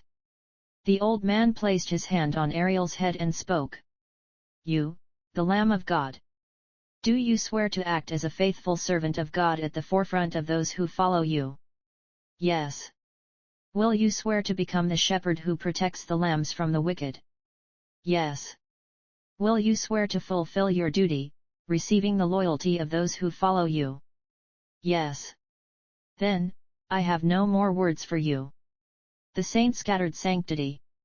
As befitting one at the pinnacle of all priests, as the sanctity filled the entire hall of the mansion, the people roared in awe at this miraculous sight. You, the servant of God, the shepherd who tends to the flock, the master who fulfills duty. As you follow and believe in God, fulfill your duty, just as God blesses, protects, and redeems you. With just the saint's words, a tremendous power was felt. A refined form of language, an art that transformed the world. People realized that the saint's words were commands imbued with the power of blessings. The meaning behind the saint's command was simple. For reasons unknown, the clergy would protect Silane, the young duke who could still be called a child. With the saint declaring favor for the young duke, those who had thought of escaping, deeming Silane as a sinking ship, lost that thought. As long as the saint declared support for the young duke, Ariel would have enough time to solidify his position as a duke. Having finished the blessing, the saint removed his hand from Ariel's head and walked steadily out of the mansion. Ariel smiled for a moment as she watched his retreating figure, then began receiving the oaths of loyalty from those present. Do you swear allegiance as my servant? Yes, I swear. Thus, Ariel became a duke in front of numerous witnesses. The saint looked out the window as he headed towards his sanctuary. In his mind, the voice from a few days ago, the voice of Eden Kinus, echoed. Please help Ariel, O saint. Why are you suddenly coming here and talking nonsense? Certainly, just like any other ordinary morning, the saint was strolling through the garden when Eden Kinus suddenly appeared. And he made a request to the saint. If Ariel becomes a duke like this, he will likely be attacked by the imperial faction. And in 9 out of 10 cases, compared to the past, the power will weaken, or in really severe cases, the entire family might face a crisis. Having spoken to the priest in that manner, Eden Kinus took a moment to catch his breath before opening his mouth again. So, we need the help of the saint. Just by stating at Ariel's inauguration that you stand by her side, she won't have to face such a situation. In response, the saint had tilted his head and said, No, why would I? Eden Kinus pressed on, aren't you concerned that the balance is shifting towards the imperial faction with the collapse of the 5 major noble families regime that has been maintained so far? I am neither imperial nor rebel, and I really don't care. So, if you want to convince me, bring something different. I have no interest in the stories of nobles meddling in politics and causing trouble. Then, boldly, Eden Kinus said, if you were to tell a story that might attract the saint, a chance to show that by aiding Ariel, she could survive, and you wielded significant influence in the political arena. Recently, the position of the clergy has been slowly declining. Wouldn't you be concerned? So, helping Ariel, who can demonstrate that the clergy still has considerable power, would be more than enough. The realm of the clergy had changed from the past. No longer did scriptures signify absolute guidance for humanity, and the power of the clergy had weakened over time, unlike before. Still, I don't want to get involved in politics. In the saint's voice as he said this, there was a hint of hesitation. Eden didn't let go and continued, if not the saint, the Pope will do. I'm sure he is deeply concerned about the status of the clergy. What are you saying? I'll say it again, this could be the opportunity for people to turn back to the clergy. Rather than letting the Pope take the representative status of the clergy into his hands, it would be better for the saint to represent the clergy and showcase its power.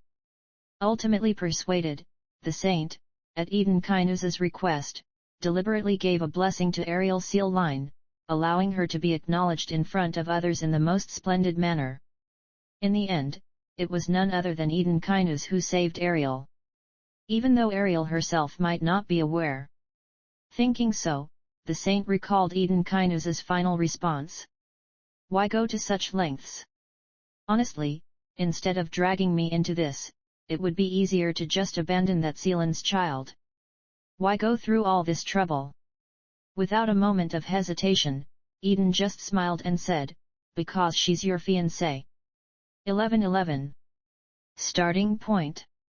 Ariel finally succeeded in establishing herself as a duke. The support of the saint carried significant weight. After the defeat of the last demon king, the clergy did not play a significant role in politics. The clergy, leading the charge against the demons alongside the Holy Sword and the heroes, had also dwindled. However, deep within the clergy, many longed for the past. Although it may not have been the glory days of the past clergy, they hoped to regain some degree of power and influence. Saint couldn't ignore those who followed him, so he decided to step out of his passive stance and collaborate with Ariel. And so, after another task was completed, I had to return to the academy to finish my final year. My father looked at me and said, "You're not going to speak about it." "Speak about what?" "Don't pretend you don't know, my boy. You helped Ariel. I mean, Lady Seal Line with her noble duties. What I did wasn't just about capturing Saint. It also involved gathering the followers of Seal Line who were causing trouble from within."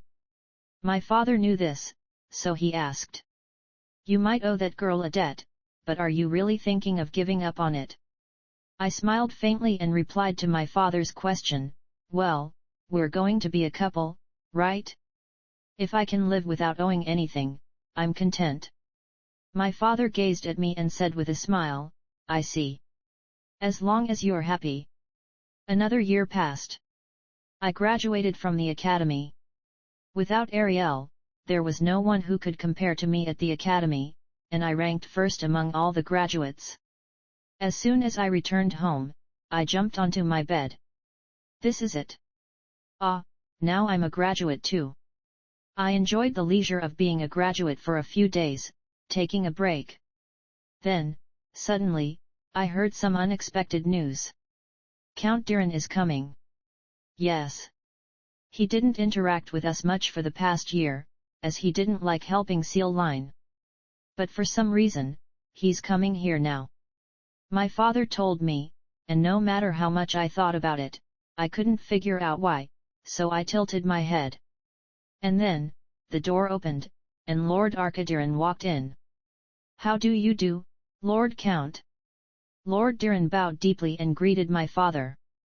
Despite the reduced interaction, the Kyanese family was still his liege. "Well, thanks to you, I'm doing well. What brings you here to see me?" The Count glanced at me and said, Pardon me, could Confucius step out for a moment? I'd like to have a private conversation with the Duke." My father nodded in response, "No, soon enough, my son will inherit Canes. So, let's speak here. If it's something I can't tell my son, it'll be something I can't tell myself." Hearing this, the Count bowed deeply and said, "I understand. In that case, this." What he produced from his bosom was a dagger. As soon as my father laid eyes on it, he furrowed his brow and asked, "What is this?" At first glance, it didn't seem like an ordinary object, but its true nature was indiscernible. The Count spoke cautiously, "It's a dawn star." "A dawn star?" my father exclaimed, visibly taken aback. A dawn star, an artifact of the royal family, quite literally a sword crafted into the likeness of the morning star. Symbolizing purity and the princess, its worth was beyond measure. But the issue lay in the fact that this was an item lost decades ago during the terror caused by dark sorcerers. "No, what is this? I happened upon it, purchased it due to its conspicuousness, only later discovering it was a dawn star. I felt incapable of managing such a thing. My father scowled deeply, eyeing the starlit dagger. Goodness! How did such an item? No, more importantly, how to handle this item? It's quite a conundrum. I, too, am at a loss, which is why I brought it to you, Your Grace. Possessing a lost item from the hands of dark sorcerers could be tantamount to a charge of treason. Yet, returning it to the imperial court wasn't a viable option for a simple reason. The imperial faction would undoubtedly pounce, leading to further ordeals. My father rubbed his temples in frustration, clearly troubled by how to handle this situation. The Count wore an expression of deep regret, unsure of how to proceed, looking at both me and my father. Truthfully, it's my fault for acquiring this useless item. I should be the one dealing with this, causing inconvenience to Your Grace. I'm truly sorry, there's little else I can say. Father sighed as he looked at him. Sigh. I understand. Since there's nothing we can do about this object, I'll keep it for now and find a way to dispose of it later, whether by selling it secretly, discarding it, or destroying it so that no one knows. Count Darren bowed deeply to his father. Thank you, Your Grace. Father waved his hand and said, No, it's nothing special. It's an unavoidable situation, given how things turned out. Count Darren then left.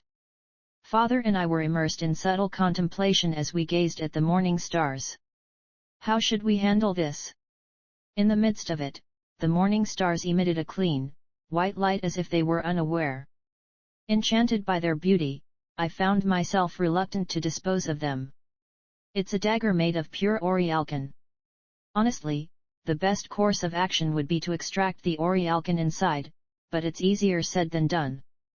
Orialcan, obtainable only from meteorites, was incomparably valuable due to its conductivity, strength, and hardness. From noblemtl.com. Well, it would be for the best.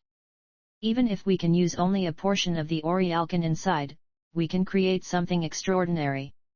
Father raised the morning stars and said, actually, maintaining its original form would be preferable. As long as it doesn't cause any trouble. It was an artifact that had been preserved for countless years. Considering its value, it was better to preserve it. Given the potential for trouble, that's true. Sigh. Father nodded. The appearance of the morning stars with their pristine white blades was beautiful, but the thought of what they could potentially cause made them not just beautiful but rather eerie.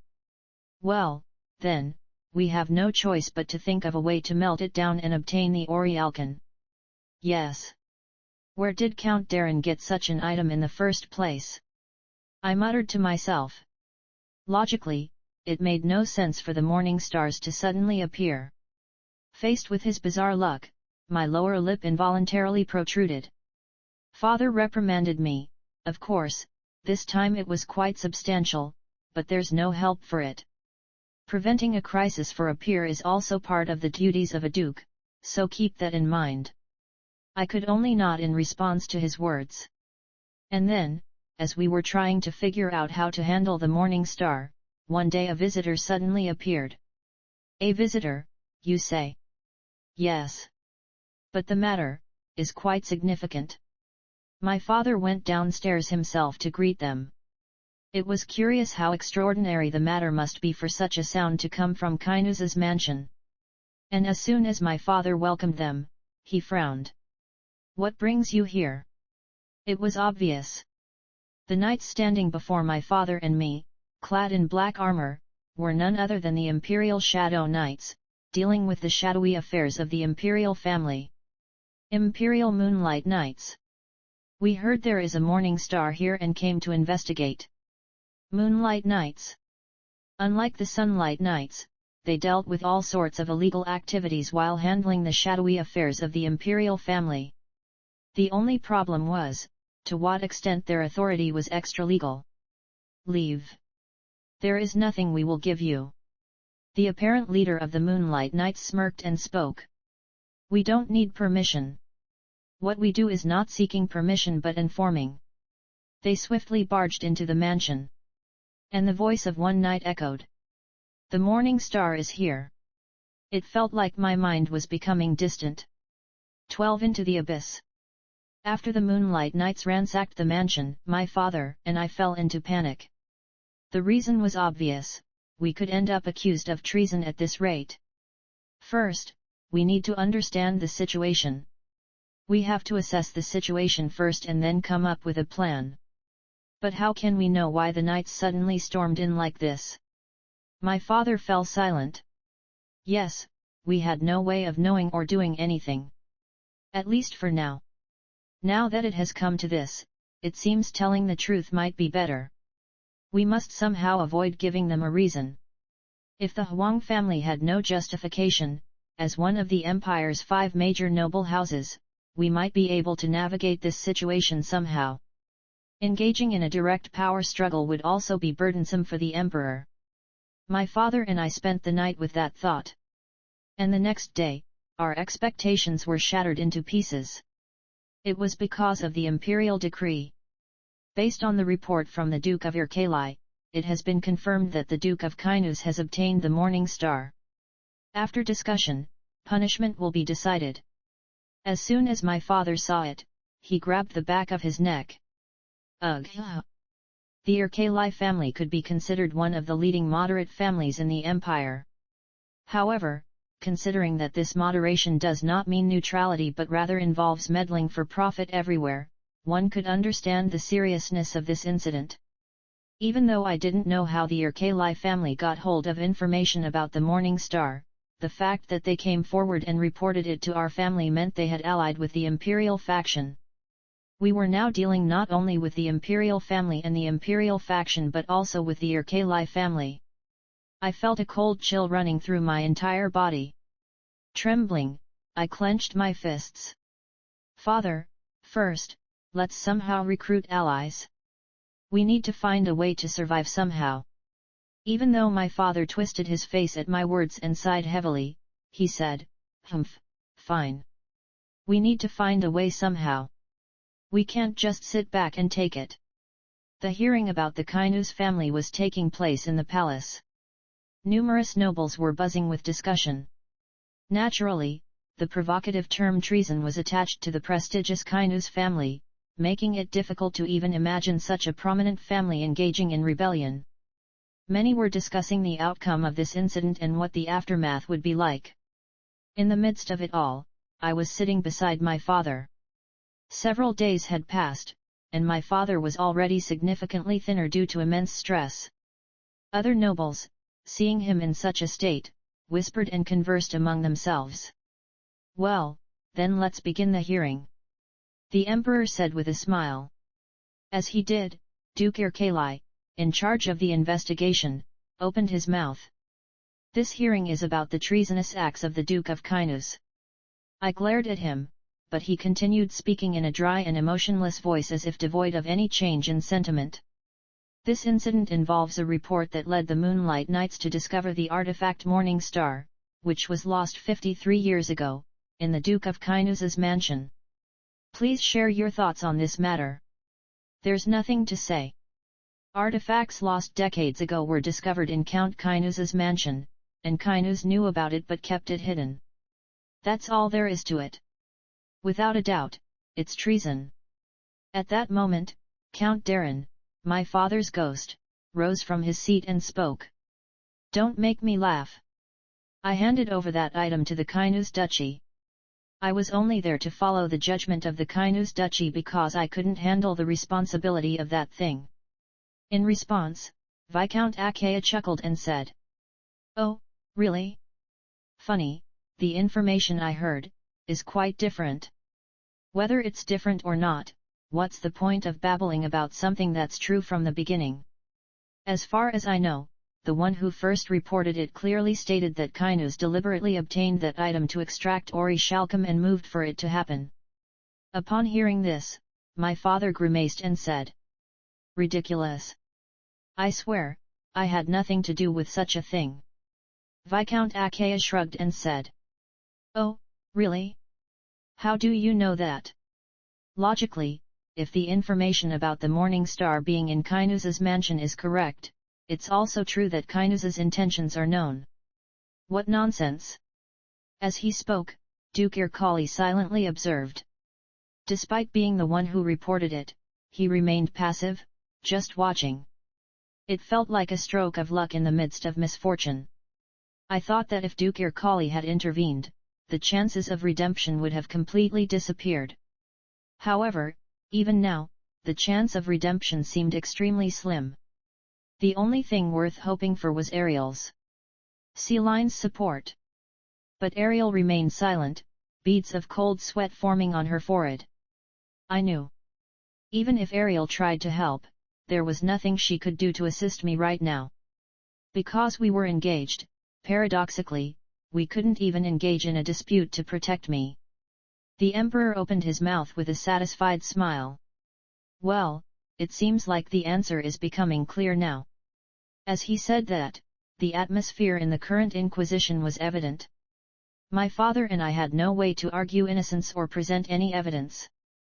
Knowing that, the Emperor confidently opened his mouth, declaring victory.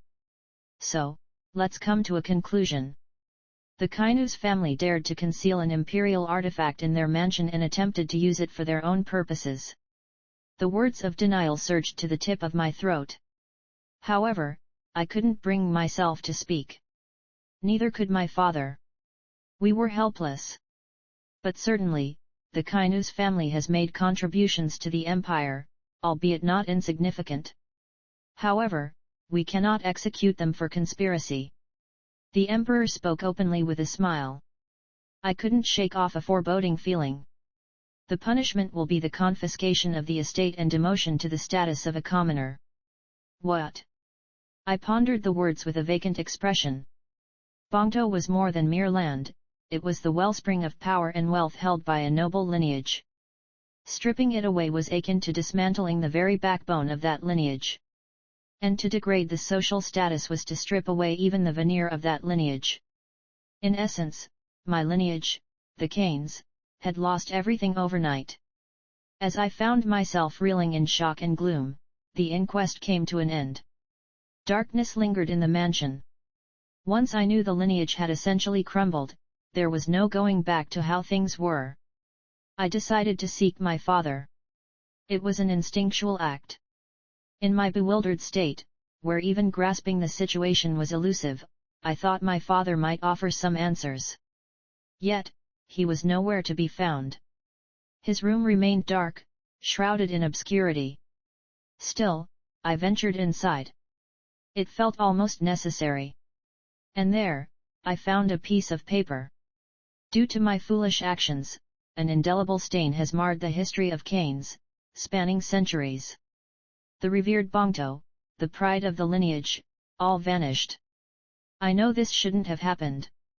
I understand the irresponsibility. But for me, there is no hope left to go on. Kains will likely fade into the bylanes of history, never to recover. Sorry, son. The burden is heavy for a wretched father to leave behind. The contents were written in my father's hand. As I read it, a chilling sense of foreboding gripped me. From noblemtl.com. I hurriedly searched my father's room. Soon enough, I found myself sinking to the ground in shock. My father's body dangled, tongue lolling, suspended by a rope in the empty air. Dad! Father! I called out, unable to believe, but, as expected, there was no reply. Father! I clutched the lifeless form that was once my father, now cold, and cried out in despair. 1313. Fall. The family has fallen. I stared blankly as my father's body was laid to rest in the tomb. However, strangely, I didn't feel sadness. Rather, my concern was about what I would face from now on. Father couldn't bear the burden of a ruined family. That's why he escaped through the exit called death. Left behind, stripped of wealth and status, was nothing more than a green graduate, barely 20, who had just graduated from the academy. I didn't shed tears. In such an extreme situation, even tears seemed to have dried up. I smiled as I witnessed the last peaceful sight of my father lying in the coffin. It felt absurd. What should I do alone? Was it better to die first? Ironically, I envied my father. Considering what I would witness from now on, I thought dying would be a better option. I knew I shouldn't blame him, but I resented my father. In a situation where the heart felt like collapsing, it was better to blame someone. But as the coffin covering my father's body closed and disappeared into the ground, the feeling of blaming my father was buried along with him. In the end, I lost someone else to blame, and my heart remained fragile. The fall of Kinus, one of the families dominating the empire, didn't simply end with losing its former glory. Like a meteor burning up in the sky, a family that lost its past power in an instant had nothing left but to be devoured. People scattered. I asked for help, but those who had been loyal under the name of Kinus turned away from me as if to say, when did that ever happen? Not only the imperial faction but also the noble families joined forces to attack Kinus. In a situation without a political foundation, I, who had inherited nothing more than a meager title called a barony, had no choice but to face the onslaught. And Ariel and her spirits did not help me. It was natural. While facing saturation attacks from all central noble families, what benefit did they have in assisting me? Ariel and her spirits didn't help me, calculating that they would only incur losses. However, such things didn't matter. In fact, there were more pressing, realistic problems. Servants began to quit. They all said they could no longer work due to various reasons. I'm sorry. Due to personal circumstances, I can no longer continue working. I only nodded with a closed mouth. There was no one loyal to a falling family. And eventually, faces I didn't want to see were showing up. Belle. She had been a maid closely connected to me since childhood. She never uttered apologies or explanations like, I'm sorry or there are circumstances. It turned out like this. It's unavoidable, you'll understand, won't you? I bit my lip. Belle, who gazed at me with sad eyes, spoke, bowing deeply at the waist. This is the final farewell from the inadequate me, serving the Keynes family. Since there's no other way, please. I opened my mouth. All right, even after quitting the job, I hope you find happiness. Yes. Thank you.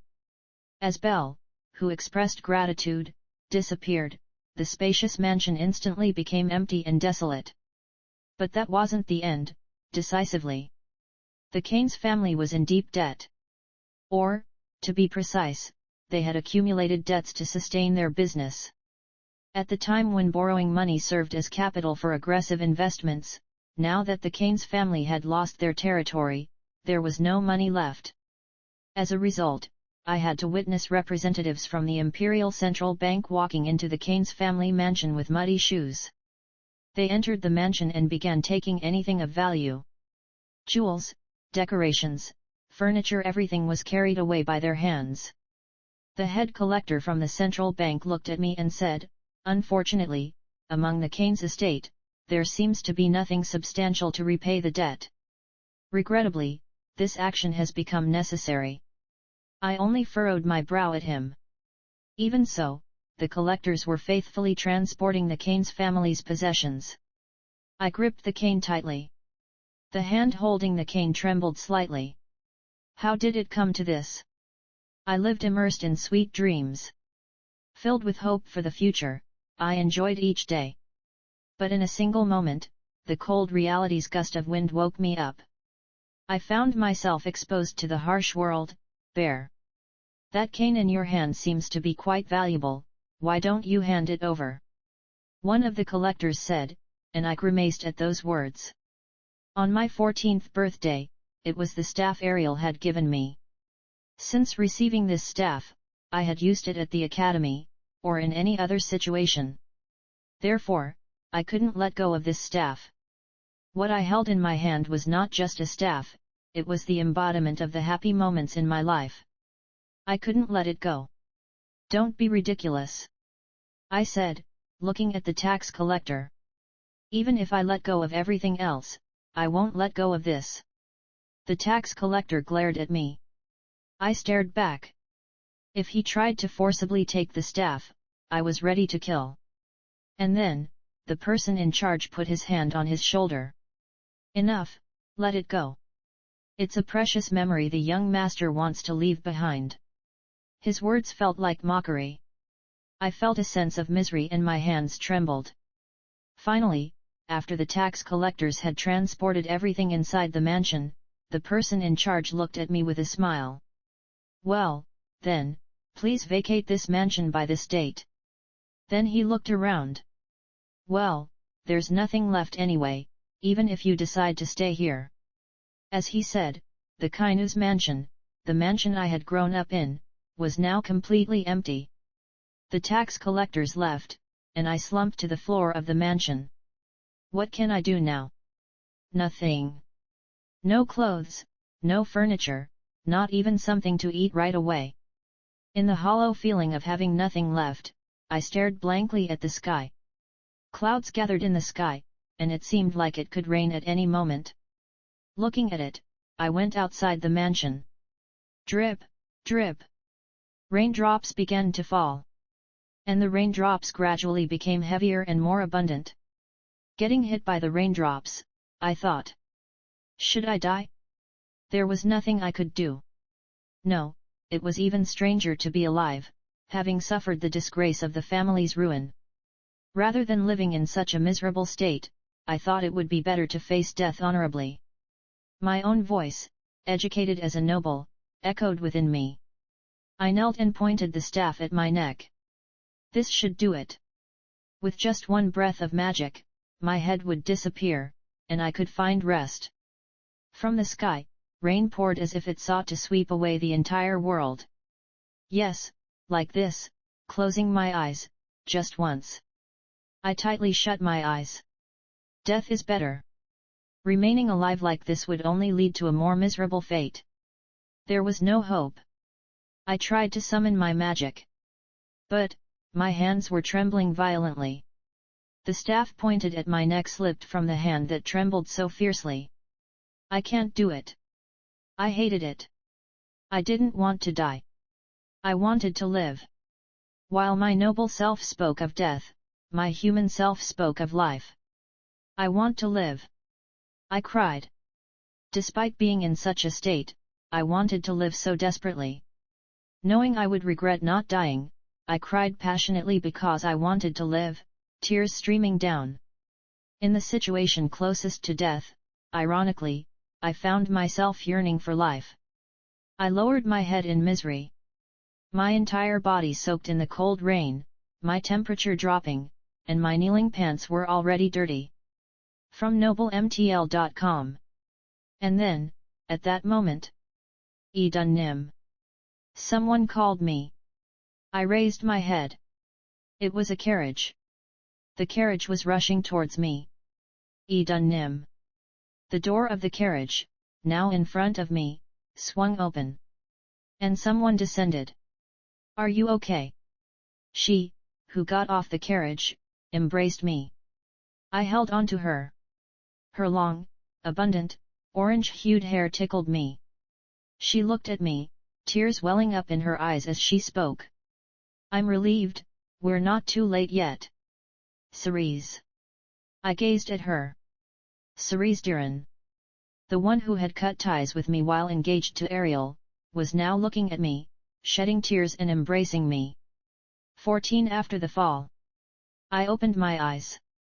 A cozy blanket and warm sunlight enveloped me. Is this a dream? I couldn't help but think. Certainly, the Kainu's family had collapsed, and I had lost everything. That's what I remembered. But why is the scene before me like this? Without thinking, I began to wonder whether I had died and come to the afterlife, or if this was a dream.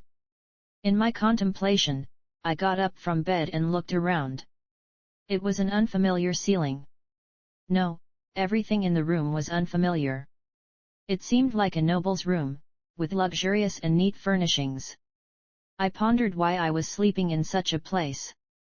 Standing in front of the door, I cautiously opened it. And there, a presence awaited me. Cerise. Cerise. Cerise Diran was right in front of my eyes. Yes, Lord Eden. It's me. She said, smiling broadly at me. I looked at her and asked. How did I end up here? I distinctly remember. Don't you remember? Cerise looked at me and inquired. What was I doing? As I fumbled through my memories, I finally grasped how things had transpired. Ah! Clearly, right after I had stopped myself from committing suicide. Did she bring me here and put me to sleep? Realizing that, I expressed my gratitude. Thank you. Well then, I'll be going now. But Ceres, grabbing onto me, said, no. Hey! Startled by my own disconcerted sound, she continued, I mean. What I'm saying is, if you have nowhere to go, how about staying here? It's not a bad idea, you know. Hearing her words, I responded, I appreciate your concern, but I'm not worth it. If you think about it, Cairns is now an author, so your status is higher than mine anyway. Ceres vehemently shook her head and spoke with angered eyes. Why would you say such a thing? I've never considered having anyone else as my lord. From my childhood, my lord has always been Eden Dan. No matter the current situation, it doesn't matter. In the face of Ceres's words, I could only stiffen. Hey! I had neither property nor power. Yet, who would have thought someone would say such things to me? Ceres held my hand and said, so, don't burden yourself too much. You, Eden Dan, are still my lord, and in this mansion, there's nothing you can't do as you please. I closed my mouth at her words and shook my head. Are you hungry? Let's go for breakfast. I've been waiting for you to wake up. Surprised by her words, I exclaimed, wait, you've been waiting here until I woke up. Ceres nodded. It's fine. Just waiting for when you wake up made my heart race. Thank you. Once again, I expressed my gratitude to her. You're welcome. Ceres responded to my words with a bright smile. Ceres and I descended to the dining hall, where servants were bustling about, carrying dishes. My lord, the meal is ready. The most senior-looking maid bowed to Ceres as she spoke. Upon hearing this, I turned to Ceres and inquired, wait, did you say my lord? Ceres responded with a faint smile, please, sit for now. You must be hungry, let's talk over dinner. I obediently followed her lead. After finishing her food and wiping her mouth, Ceres spoke. As you heard earlier, I inherited the title of Viscount. How did that happen? After swallowing another bite of food, Ceres explained, my father committed suicide. It seems the guilt of driving our family to ruin weighed heavily on him. I closed my mouth upon hearing her words. Undeterred, Ceres continued. Well, it's sad, but there's nothing we can do. The troubles that befell the Eden family are all our fault, it seems. No, no. You don't have to think that way. Ceres looked at me and said, thank you for saying that. Since then, I found myself living in Ceres's mansion. It was inevitable. I had nowhere else to go, no clothes, and nothing at all. Pathetic as it was a choice I made to survive. But secretly, I worried if Ceres could ever marry. Living with another nobleman wouldn't help her chances of getting married, I thought. Ceres told me, you don't need to worry about such things, but it was inevitable that I felt concerned. In the end, Ceres accepted me at a great cost. Considering how relentlessly I treated her, I couldn't help but feel grateful. And then, amidst all this, a letter arrived from the Diran family's mansion. Ceres picked it up and said, it's a letter from Seal Line. The moment I saw it, my heart felt a jolt, sinking as if into a void. With hands trembling slightly, I received the letter from Ceres. A few days later, it turned out to be a letter instructing me to come to Sealand's mansion. Finally, it has come. Arya, now the Duchess of Seal Line after the fall of Keynes, had filled the void left by its demise. As Seal Line assumed the sole leadership position among the nobility, it felt strangely surreal. Thinking about it, I clutched the letter tightly. In response to my thoughts, Sarah spoke to me. If it's uncomfortable, you don't have to go. I shook my head and replied, no. It won't change anything even if I don't go. I'll be back. It's inevitable. Saras held my hand. My lord. In her voice, I could only muster a bitter smile. Several days passed. I stood in front of Sealand's mansion. The Duke is waiting for you. Listening to the butler's words, I chuckled softly.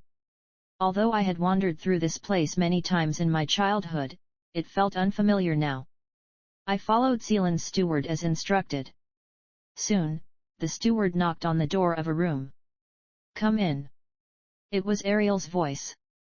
As soon as I heard her voice, I bit my lip. The butler opened the door. Here, we have brought Lord Kinus with us.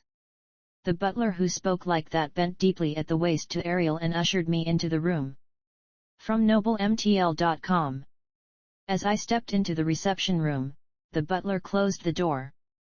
I sat down and looked at Ariel, who was sipping tea. Silver, glistening hair. Eyes that sparkled calmly, reminiscent of amethyst. Looking at her like this, she seemed quite cold, I thought. Even though I knew her actual personality was different. I could see her. I could see her face. I could see her gaze. All of that, even though it must be familiar, felt so unfamiliar. I took a seat. It's been a while. Has it been just a little less than a month since we last met? During that time, our relationship had changed so much. Ariel closed her eyes briefly and then spoke. Yeah, it's been a while. I picked up the teacup placed in front of me and took a sip. It's warm. As I said that, Ariel hesitated and asked. Are you doing well? I pursed my lips and finally spoke. More or less. Ariel looked at me with sad eyes. I looked at her hand. Still, I couldn't see the ring. She spoke again. We had a meeting with the elders. Yet, I already knew what would come out of her mouth. We should, probably get a divorce. Ariel stayed silent for a while, looking at me with a complex expression. I'm sorry. I knew it would come to this. But even so, the turmoil in my heart couldn't be avoided. I remained silent for a while. Since Ariel was also silent, the silence lingered for quite some time. Finally, I broke the silence. It's okay. It wasn't okay. There was no way it could be okay. But I had to say it was okay. Ariel spoke with a choked voice. I'm not doing this because I want to. I nodded. I know, Ariel. It's probably the advice of the elders. It wasn't strange for her guardians to advise her like that. From the perspective of the guardians of Seal Ain, there was no need to maintain a relationship with me that was no longer helpful to Ariel. But in the end, Ariel was the one who accepted that advice. Maybe, it was fate from the beginning. With a sad look in my eyes, I took off the ring in front of Ariel. The ring we had shared on the day of engagement slipped too easily from my finger. Goodbye. Ariel tried to say something to me. However, I didn't hear it. Thank you for everything until now. After rising from my seat, I turned away from her. Without a backward glance, I left the Seal Ain mansion. Before the Seal Ain mansion, Saras was standing. She looked at me. I remained silent, only offering a smile. Let's go. I said, looking at Saras. She nodded and spoke while embracing me. Yes. The story of me and Ariel had come to an end. 15. The path forward. Since then, I continued to stay in Saras's mansion. My fingers were empty, and nothing had really changed. Saris still treated me kindly and affectionately, and I no longer worried about the immediate future. But, was this truly the end? Unresolved questions still lingered in my heart. After parting with Ariel, I didn't cry or anything. There was a sense of emptiness in my chest, but my heart had already been riddled with countless holes. When I saw the servants leaving, when I witnessed my father's death with my tongue tied, none of it was the hole in my heart. So, the current life without the need for such worries wasn't bad. However, it wasn't something. While the emptiness in my chest wouldn't increase, the situation didn't get better either. No pain. No fear. No sadness. No hope. No progress. No tomorrow. All that existed was the repetition of day after day. Is this how it's supposed to be? I was undoubtedly saved by Saris.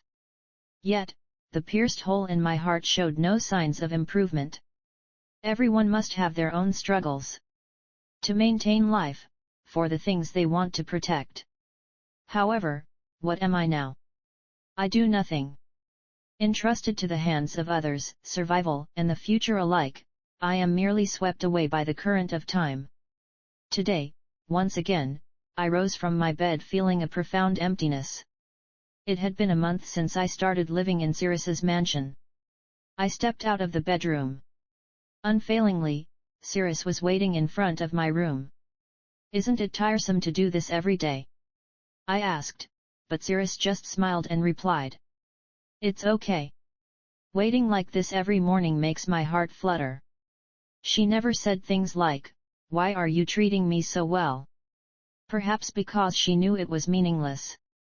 Saris treated me with affection and loyalty, yet she never verbalized it. She just smiled it away. Knowing this, I merely passed the time, receiving something from Saris. As usual, Saris and I had breakfast. Saris told me the same stories as usual. It felt like the sense of time was disappearing. After finishing the meal, I retreated to my room again. And there, I leafed through a book that had already been read to the point of becoming mundane. That was my daily routine. However, I longed for something to change. I didn't want to waste time like this. With that thought in mind, I decided to explore the mansion for a change. Since Saris was busy with her duties as a countess after breakfast, there was no one else to accompany me. So, I moved my body wherever my footsteps led me.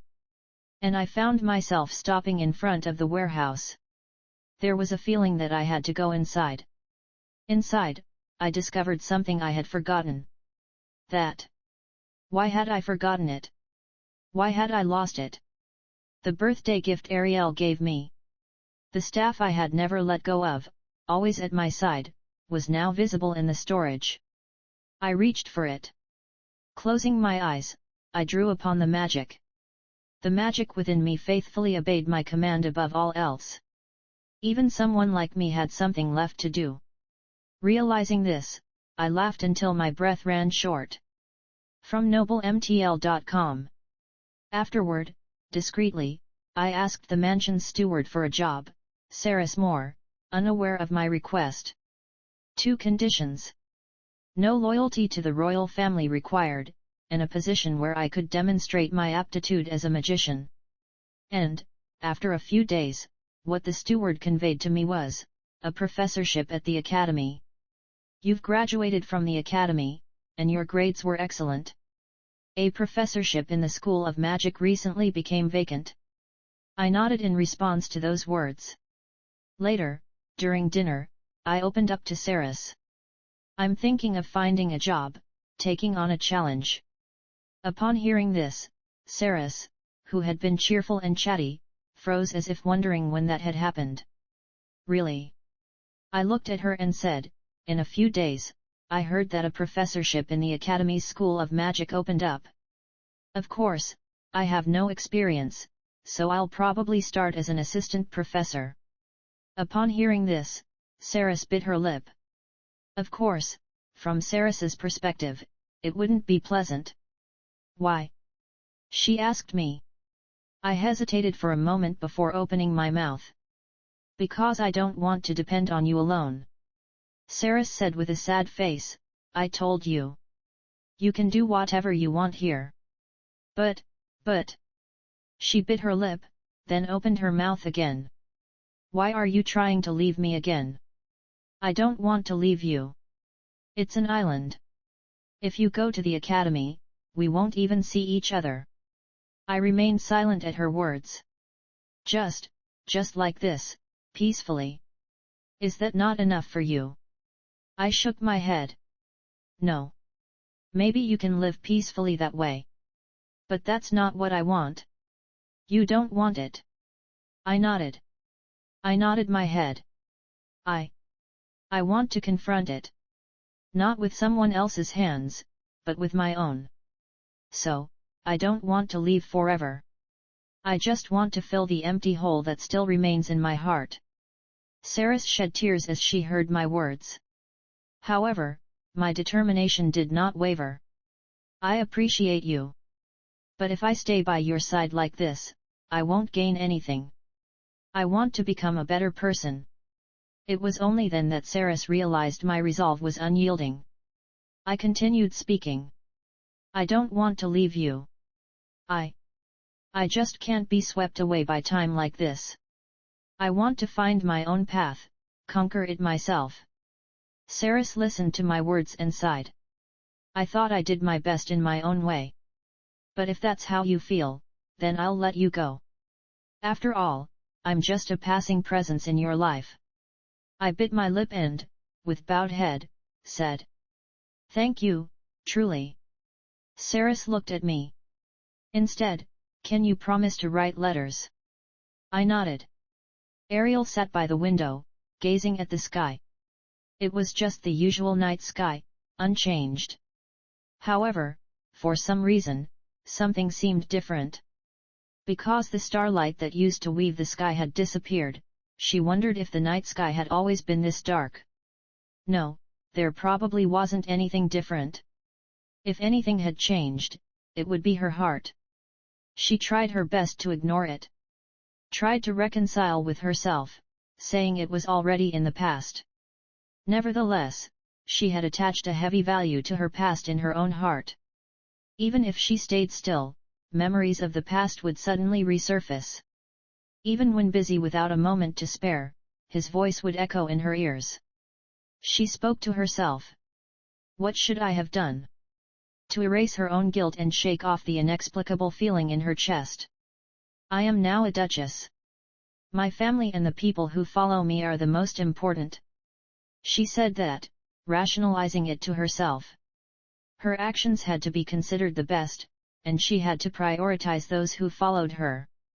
She had to discard assumptions like what if and firm up her heart.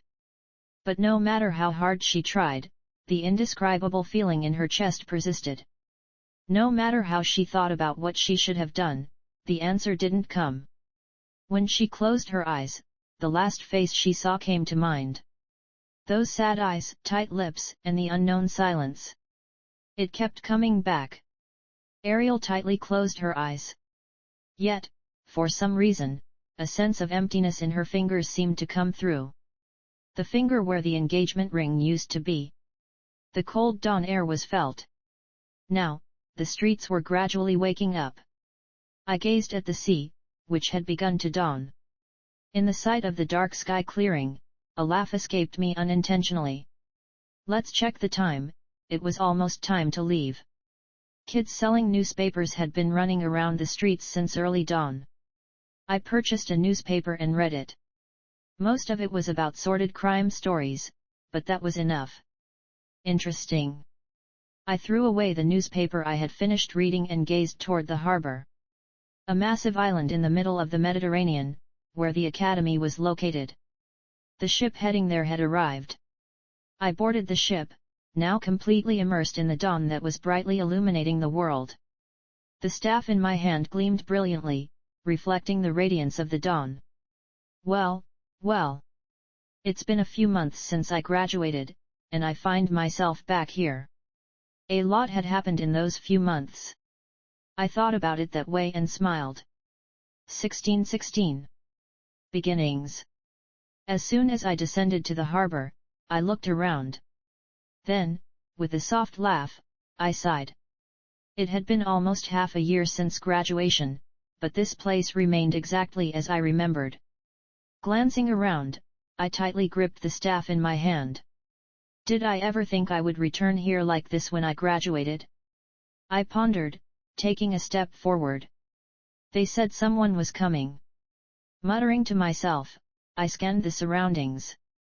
The shops in the harbor were bustling with the voices of many people. And then, someone tapped my shoulder. Hey! Snap out of it! What if you space out like that? I turned around.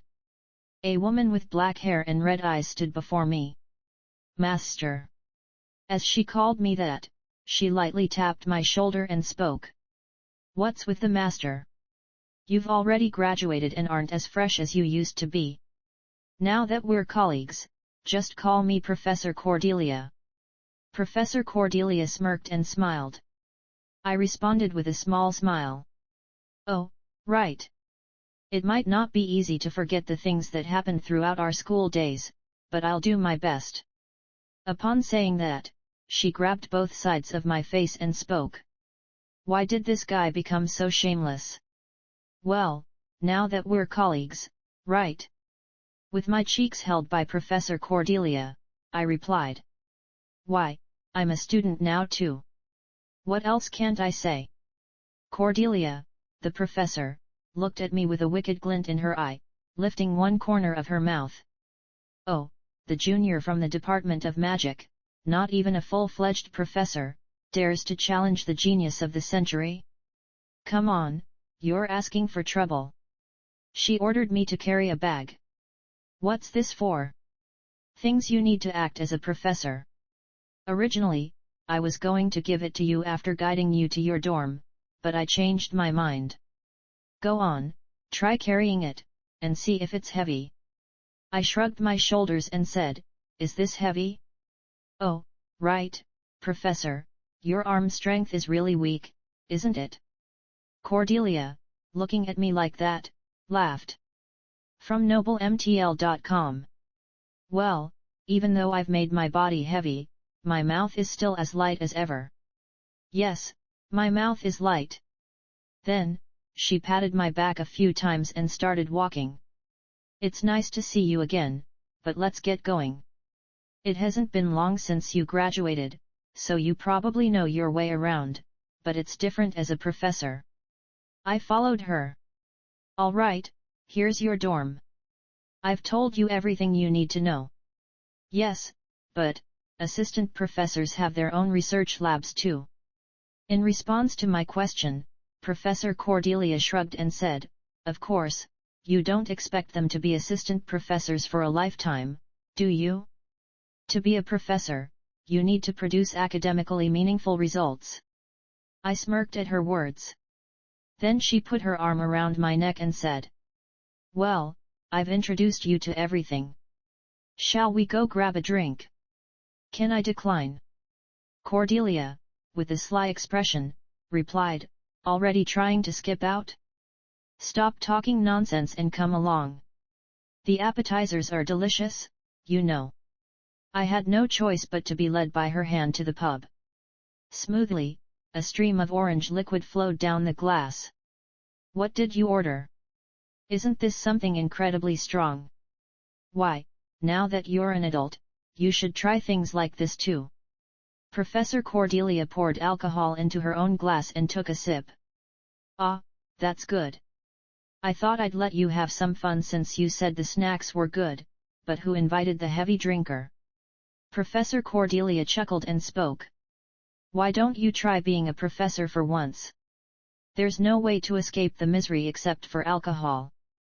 Damn, where did I end up working? Upon hearing me, Professor Cordelia laughed even louder. Come on, have a drink. You need to wash away the academic stress with the spirit. A great professor just drinks and keels over, it seems. With that, I picked up the glass in front of me and pushed the alcohol into my throat. Whoa, felt like my stomach was on fire. What proof is this? Around 40, I guess. Are you insane? After that, Professor Cordelia and I continued to pour the alcohol down our throats. When the intoxication started to set in, she, whose face was now flushed, opened her mouth. Hey! Yes. I stifled a laugh. Her voice was always like this when she had something important to say. Unexpectedly, Professor Cordelia's action was to pat my head. You've had a lot going on in these past few months, but still. I'm relieved. Coming back so confidently, becoming a colleague professor. It's fascinating. I remained silent. Out there, I wondered how tough it must have been for you after graduating. It's admirable, really. I'm proud of you. What's so impressive about me? Why, after spending nearly 2.5 years as both a direct mentor and a disciple during my 4 years at the academy, seeing her return as a new professor, I can't help but feel proud. As I entered my second year, Professor Cordelia had just taken office. Unlike me, she was a full professor from the beginning. The reason was simple. She was hailed as the prodigy of Madop, the genius of the century, Cordelia Hillstair. No one knew why such a remarkable magician would give up a high-ranking position in Madop to become a professor at the academy. But that wasn't important. What mattered was that she was a genius, and I had caught her eye. Oh, was he some successor of Kainuz or something? I didn't know. She didn't see me as Kainuz's successor. Instead, she was interested in my talent. Would you like to be my direct disciple? I accepted Professor Cordelia's proposal, and as a result, my skills improved dramatically in just 2.5 years. As a result, I became a professor at the academy, although only an assistant professor. And to someone like me, Professor Cordelia showered me with praise and smiles. Well, it just happened. There wasn't really anywhere else for me, and honestly, I was tired of wandering outside. I said that and took another sip of the drink. I managed to endure with the help of a grateful friend, but later on, I realized it couldn't go on like this. Professor Cordelia nodded. I see. That's fortunate. It's good that you had someone to help you and that you made up your mind. After saying that, she shook her glass. Shall we toast? I smiled slightly. Nothing's impossible. The glasses clinked in the air. After finishing her drink, Professor Cordelia sighed and laughed. It's really fortunate that you came. Your predecessor had a sudden breakdown, and things could have gone south. Oh, really? Yeah. The professors in the Department of Magic were all in a panic, not knowing what to do. As if the new freshmen this time weren't dazzling enough. Who's coming among the new freshmen this time? Professor Cordelia looked at me with red eyes and spoke. Oh? You didn't know? I lost interest in the social scene, so my memory. Professor Cordelia scratched her cheek and said. Well, then, it can't be helped. Among the newcomers this time, there are some significant ones. Professor Cordelia made a thoughtful sound and continued. What you should pay attention to among the new students enrolling this time are two. First is Jezil Irkali. He's the heir of the Irkali family. Irkali. I stiffened my face as soon as I heard that. It was the Irkali family that had brought down my family, Kairos. They liked to benefit from a neutral position, and Kairos was their sacrifice. But now, at this point in time, the heir of such a family is entering the academy. I stiffened my face. Whether she knew my feelings or not, Professor Cordelia continued speaking. And secondly, Vanessa Delphios. Similarly, she's the heir of the Delphios Northern Duke.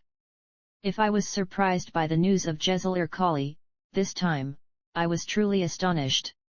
The Delphios Duchy.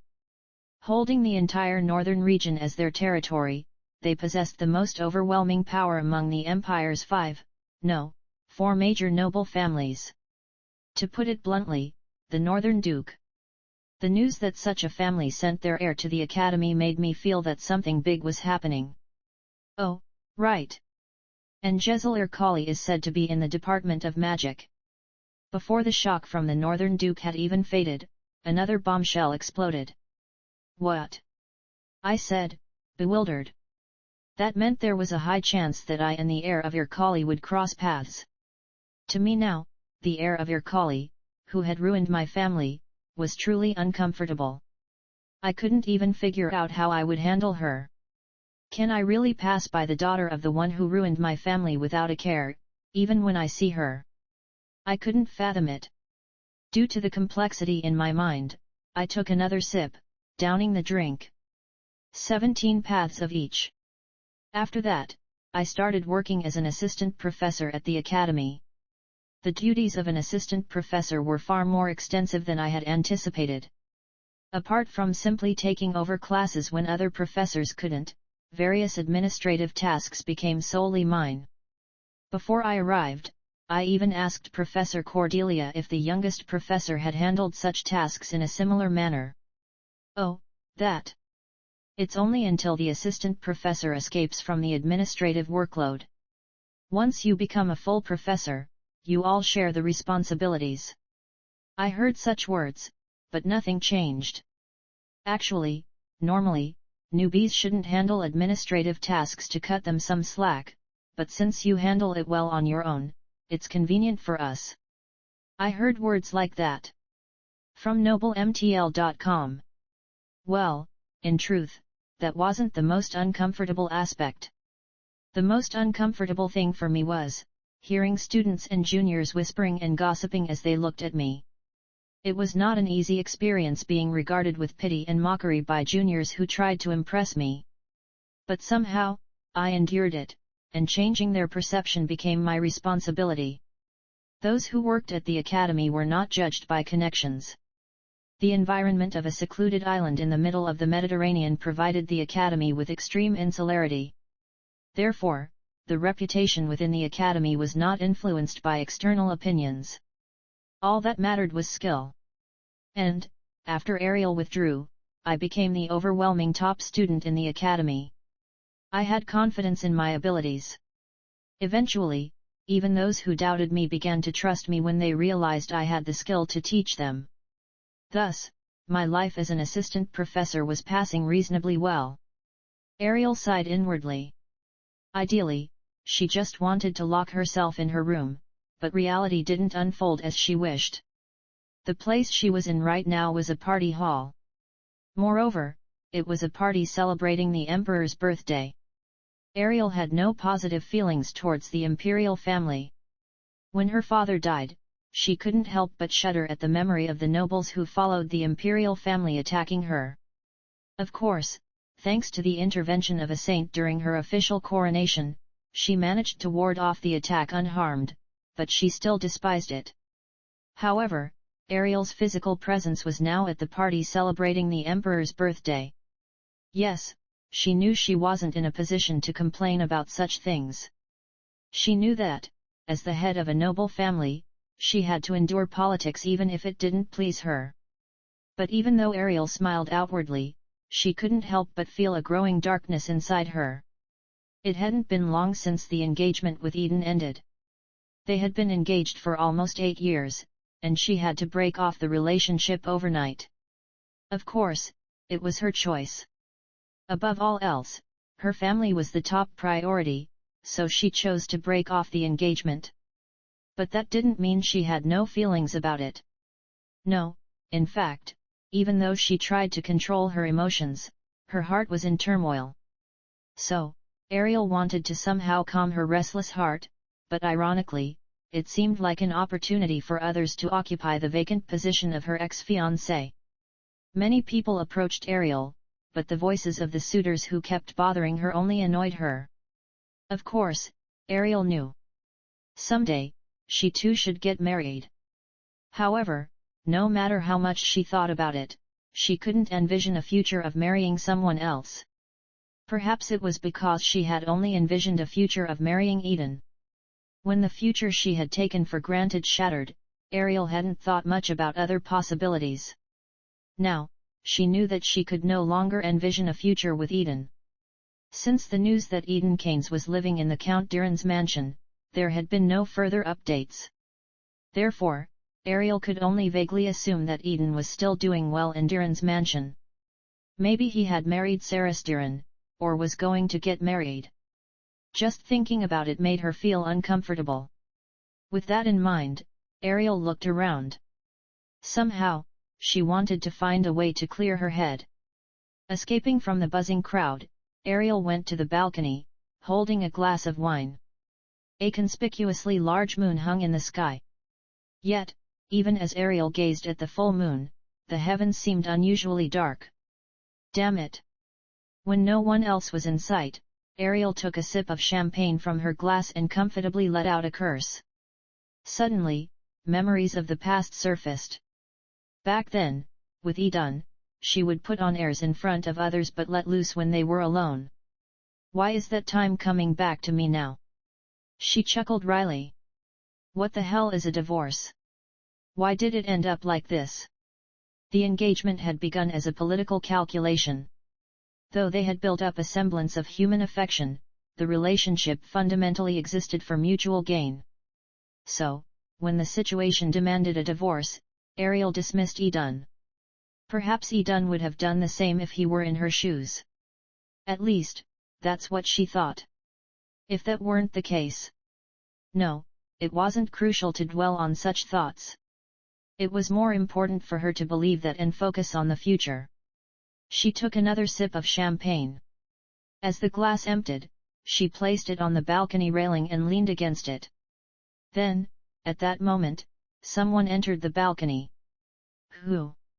It couldn't be someone trying to intrude against the will of one of the empire's 4 great nobles, especially her, the Duchess. It must be a mistake. Ariel thought so as she scrutinized the face that had entered the balcony.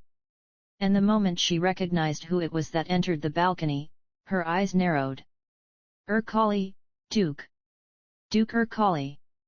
He held the position of Chancellor in the Empire and was one of the 4 great nobles. Ariel couldn't help but be flustered by his appearance. Though they were on equal footing, the age difference between him and herself brought a stark contrast in experiences, making the situation unavoidably uncomfortable. The girl with green hair accompanying him, she was probably his daughter. As Ariel tried to grasp the situation, Duke Ercole spoke. Hello, Duke Elaine. Excuse the intrusion. Ariel nodded slightly in greeting and asked, Hello, Duke Ercole. What brings you here? Oh, it's nothing much. Just, a matter to attend to briefly. A matter? What does that mean? When Ariel inquired, Duke Ercole chuckled and said, Well. Jezil Ercole, who would enter the academy the following year, clenched her fist. Quite the nuisance, dealing with clueless culprits. It felt like dealing with beetles buzzing around. After all, once she entered the academy, she didn't care much about things that wouldn't be worth her attention. The most important thing for the current Jezil Ercole was solely one thing, to cultivate her abilities. She needed to hone her skills so that, even when she got close to others with abilities, there would be no inadequacy. Rather than trying to socialize with others from the start, it was better to go through the process of selecting the right candidates. With that mindset, she consistently maintained a reserved attitude towards those approaching her while her father, Duke Ercole, and Duke Elaine met. She didn't even bother being curious about the conversations between her father and Duke Elaine. It was meaningless, considering they wouldn't reveal anything crucial to her. Come to think of it, my father never explained in detail when the Kynus family fell. But she knew the result. Allegedly accused of rebellion by the imperial faction, aiming for an alliance with the Seal Lane family. Though she wasn't sure about the details of what transpired, the crucial point was that even Seal Lane, who had been engaged to the heir, abandoned Kynus. In the end, no matter how many good relationships one built, they would be torn apart if a vulnerability was exposed. That was the natural order. So, to avoid any chance of letting her guard down, her sole focus was on building her own skills and achievements. I wonder who the professor will be to teach me at the academy. It would be great if they were skilled. Thinking that to herself, Giselle spent her time. 1818. Hesitation. Today, I received another letter from Cerise. Once a week, Cerise and I exchanged letters, sharing our situations with each other. There wasn't anything particularly extraordinary in the content, just the exchange of our ordinary daily lives. Having finished reading Cerise's letter, I began nodding after receiving it. There wasn't anything negative to write about. My life here was simply uneventful. However, it seemed different on the outside. Though Cerise was trying to conceal it, the political situation outside was beyond chaotic, indescribable in any other way. Well, it probably doesn't matter much to me right now. As long as Cerise was safe, the political situation outside didn't concern me much. Thinking like that while writing on the letter paper in my dorm room, someone knocked on the door. From noblemtl.com. Who is it? Oh, it's a letter. Opening the front door, unexpectedly, another letter was handed to me. What's this? Was there someone else who would write me a letter? I even thought Cerise might have sent me another letter. And, without much thought, as I unwrapped the outermost envelope, an unusual-looking one popped out. What is this? A golden silk envelope on pure white paper. Not only that, it bore the seal of a deity. A sacred place. It was a letter sent by a saint from the sacred place. I was bewildered, and for a while, I just stared at the envelope without knowing what to do. How on earth should I handle this? My mind became increasingly chaotic. First of all, should I open it? I unsealed the envelope and took out the letter inside. Rustle. As I unfolded the letter, a firm handwriting caught my eye. To Eden Kinus. What could the saint possibly want to say to me? I began to read the characters slowly. If I had known it would turn out like this from the beginning, I think I would have been better off not getting involved in politics. Because of you, I got mixed up in politics and ended up witnessing the worst possible outcome. The girl you asked me to take care of, that is, the daughter of Duke Sealaine, I find myself contemplating whether I should assist her. Although I felt pity for your situation, considering the current state of affairs, it might be better if you sold your assets. The current situation, well, calling it chaotic would be an understatement. The Emperor is making efforts to eliminate those who oppose him, with the support of those who cover his back. Duke Sealaine, who was supposed to be your fiancé, is opposing this by forming an alliance with the Urkali Duke in the middle class.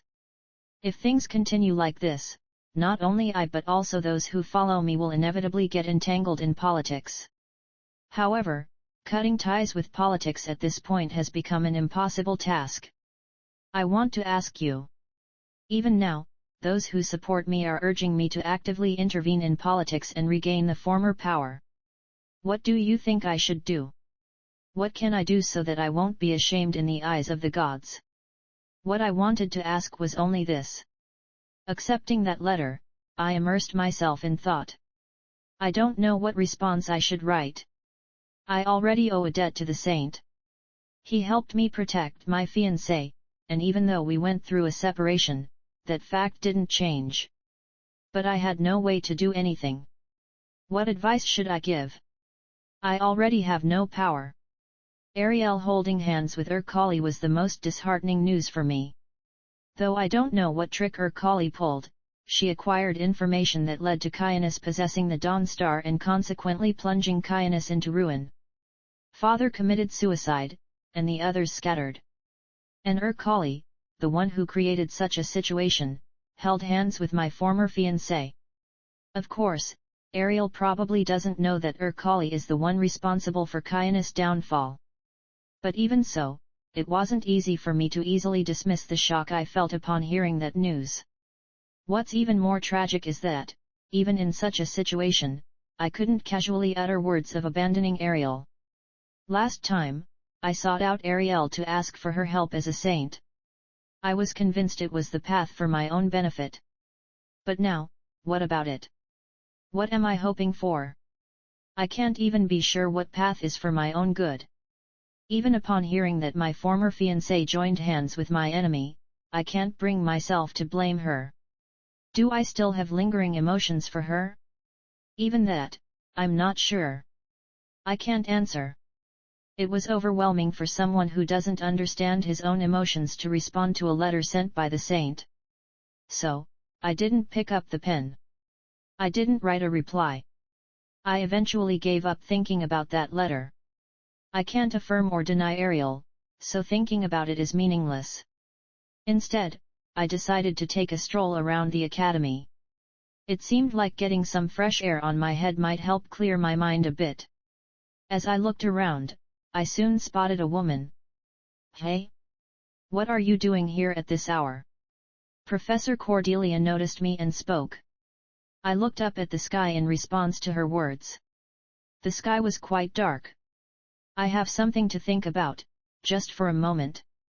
Realizing it was late, I tried to go back to my room, but at that moment, Professor Cordelia grabbed my shoulder and said, "Want to go somewhere with me?"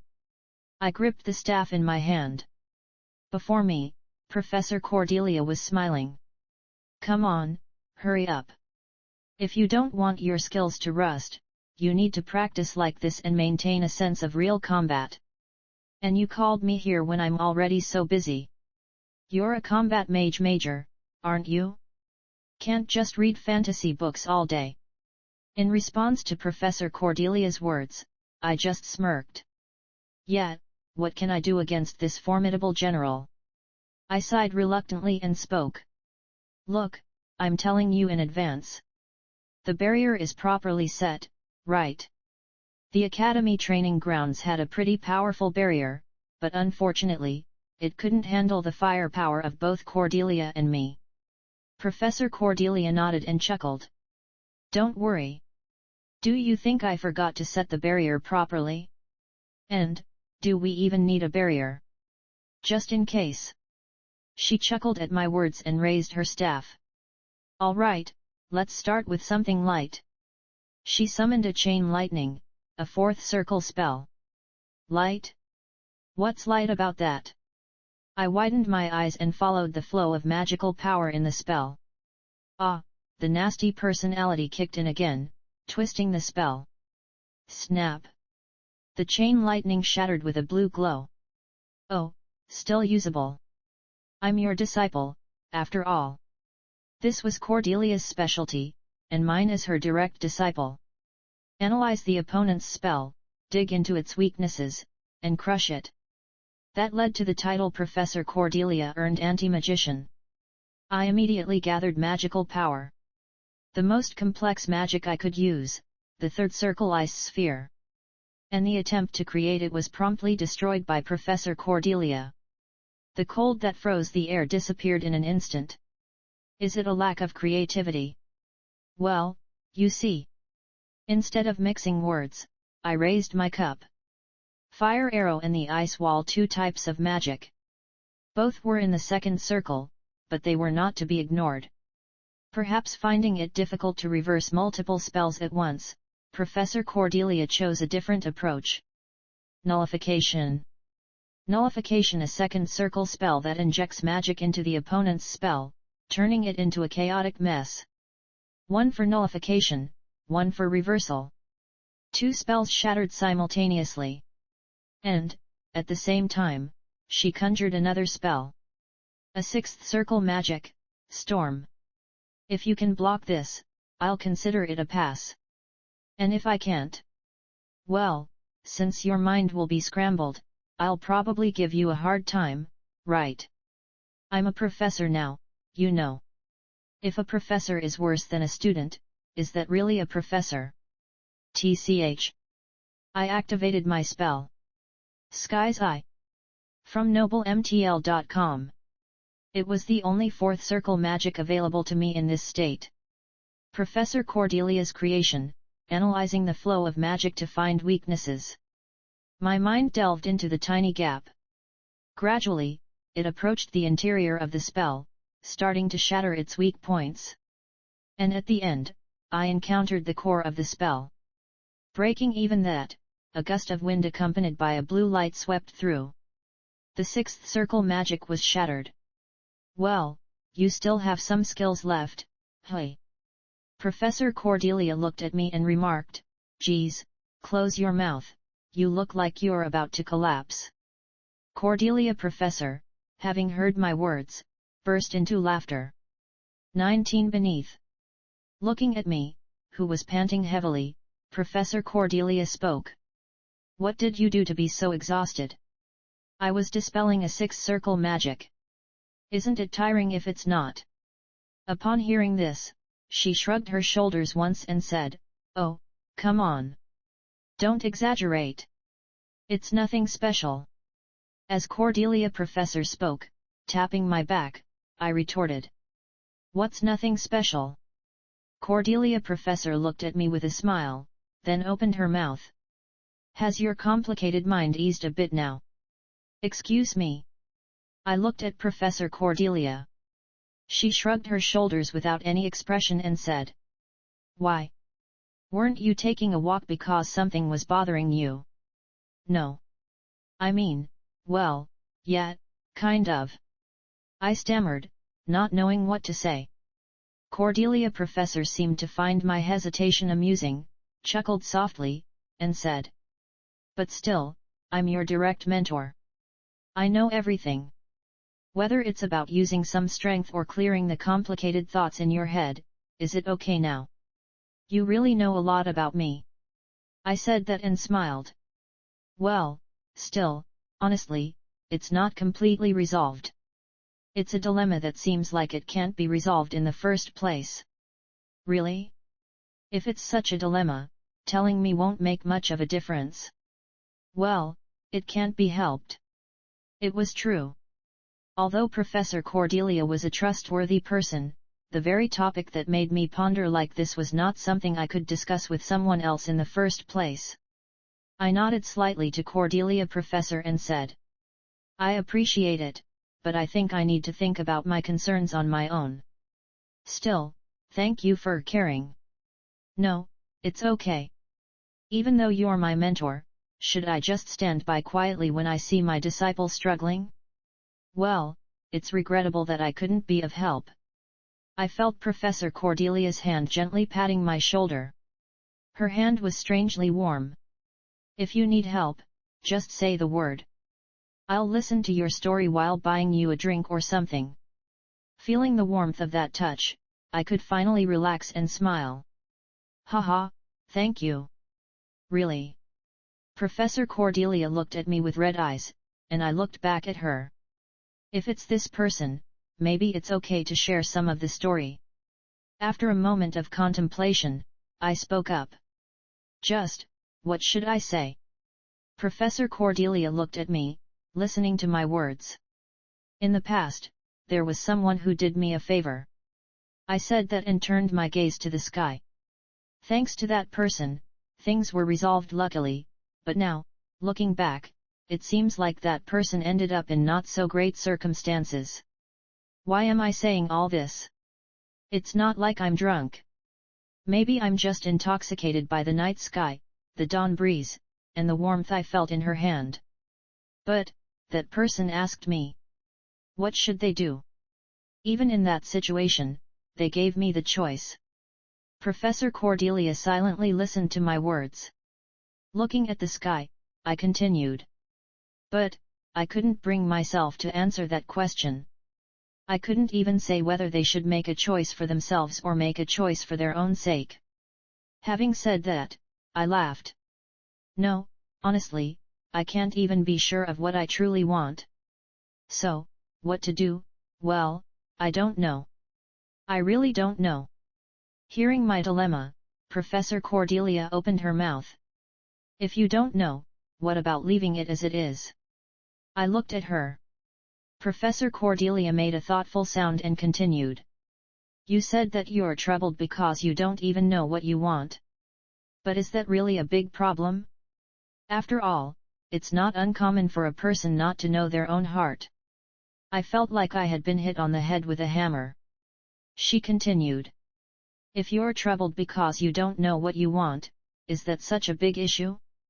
In the first place, it's not so rare for a person not to know their own heart. At times, one may not even know what they want for lunch. Such a thing ultimately reflects a lack of understanding of oneself. Do you really not know what you want to do? Isn't it crucial to decide now? No, it's just that. If you don't understand yourself right now, just admit it. Say you don't know. Listening to Professor Cordelia's words, I finally gained insight. Thank you. Now, I feel a bit more at ease. Upon hearing this, Professor Cordelia cheerfully patted my back and spoke. See, as a true mentor, this time I was of some help, right? I smiled and replied, yes, tremendously. After that, I began writing a letter. To His Excellency. The political situation outside seems to be even more chaotic than I had anticipated. However, honestly speaking, I have no words to offer. No, I cannot find the words. The alliance between Ariane and our family's adversary, Irikali, is indeed a regrettable and sorrowful event for me as well. But even so, I do not wish for Ariane's downfall. Regarding Ariane, my emotions are still unsettled, and I cannot make a proper judgment at this time. Yes, I cannot decide what to say or do right now. I remember the assistance you provided me. If you have decided to abandon politics in disillusionment and forsake Ariane, it is an unavoidable matter. However, I cannot express approval for that. It is a problem that existed before I incurred the debt. Tap. After completing the letter, I placed the pen on the desk. Is this the right thing to do? Because of this, I may not have walked the path I should have. But I shook my head. At least, this letter contained exactly what I had in mind. The astonishingly foolish and surprisingly timid letter I had sent would only reveal its consequences in time. Ariel bit her lip. The unexpected visitor, just by being present, exuded a tension-inducing aura. Hello. Ariel bowed before him, a gesture that seemed to add to the already stern countenance of the old man. Hello, I guess. These days, I find the political nonsense quite unbearable. Upon hearing those words, Ariel swallowed dry saliva. What specifically is bothering you? Saints responded with a disdainful sound to Ariel's question. What's bothering me? Everything. Watching those political idiots frolic and rampage, thinking it's pleasant, is beyond me. Saints spoke, opening up about the current situation. Being on good terms with your colleague might be a natural course of action from your perspective. Ariel responded upon hearing those words. Yes. To safeguard the family, it was unavoidable. The momentum of the imperial faction is steadily growing, and I needed allies who wouldn't condemn me for not conforming. Hence, Ariel allied with the neutrally positioned Irkali. Yes, that's one way to put it. Ariel bowed deeply. Later, Saints broke the silence. From noblemtl.com. However, I cannot accept your methods. Ariel bit her lip upon hearing those words. Saints looked at Ariel and continued speaking. Do you know why I helped you? Ariel lowered her head and said, I'm sorry. I still don't understand why you chose to assist me. Upon hearing her words, Saints sighed and spoke. Did that guy say anything to you? That guy? Who could that possibly be referring to? Ariel hesitated before opening her mouth. Whom are you referring to? Saint answered Ariel's question. Your former fiancé. When he first came to me asking for help to assist you, he seemed so enthusiastic. But ironically, the one who received help seemed unaware of it. With a chuckle, Saint looked at Ariel. Well, I suppose that's why he decided to break off the engagement so easily. People's hearts are unpredictable, aren't they? If it's my former fiancé? She asked with a trembling voice. No, there was no doubt that something was wrong. It couldn't be true. If her former fiancé, Edun, had indeed helped her, she would have no way to repay him. Saint, indifferent to Ariel's thoughts, continued. Who else could it be? Edun Kynos. Upon hearing those words, Ariel felt a sense of overwhelming confusion. What does that mean? It's a ridiculous situation. Asking me for help with his fiancé, yet he couldn't even protect himself properly. Upon hearing this, Ariel fell silent. The hidden truth overwhelmed her, something she had never known. And Saint silently observed Ariel in that state. 20 outburst. Saint looked at the woman in front of him with a displeased expression. Ariel Céline, the Duchess. The one who became the last standing noble after the fall of Kynos. But to Saint, she was nothing more than a foolish child. No matter how I think about it, meddling in this damn political arena was a mistake. While those following him and the Pope hoped for the Church to reclaim its past glory, Saint did not share the same sentiment. Certainly, I believe it's a problem that people's faith in the divine is fading. I didn't wish for the decline of the ecclesiastical authority either. But only to a certain extent. From the beginning, the saint never harbored any desire for the ecclesiastical order to regain its past glory. The ecclesiastical meddling in politics is a tale of times when demons roamed the land. It's been centuries since the last demon lord died. Demons? They've already established a nation, seamlessly blending in with humans, and pure-blood demons are nowhere to be found, only the half-blood descendants. The Holy Sword is now a faint memory in people's minds, to the point where one might wonder if it would even function anymore. But what the hell is this talk about regaining past glory? The ecclesiastical order has no adversaries to fight against, so why bother?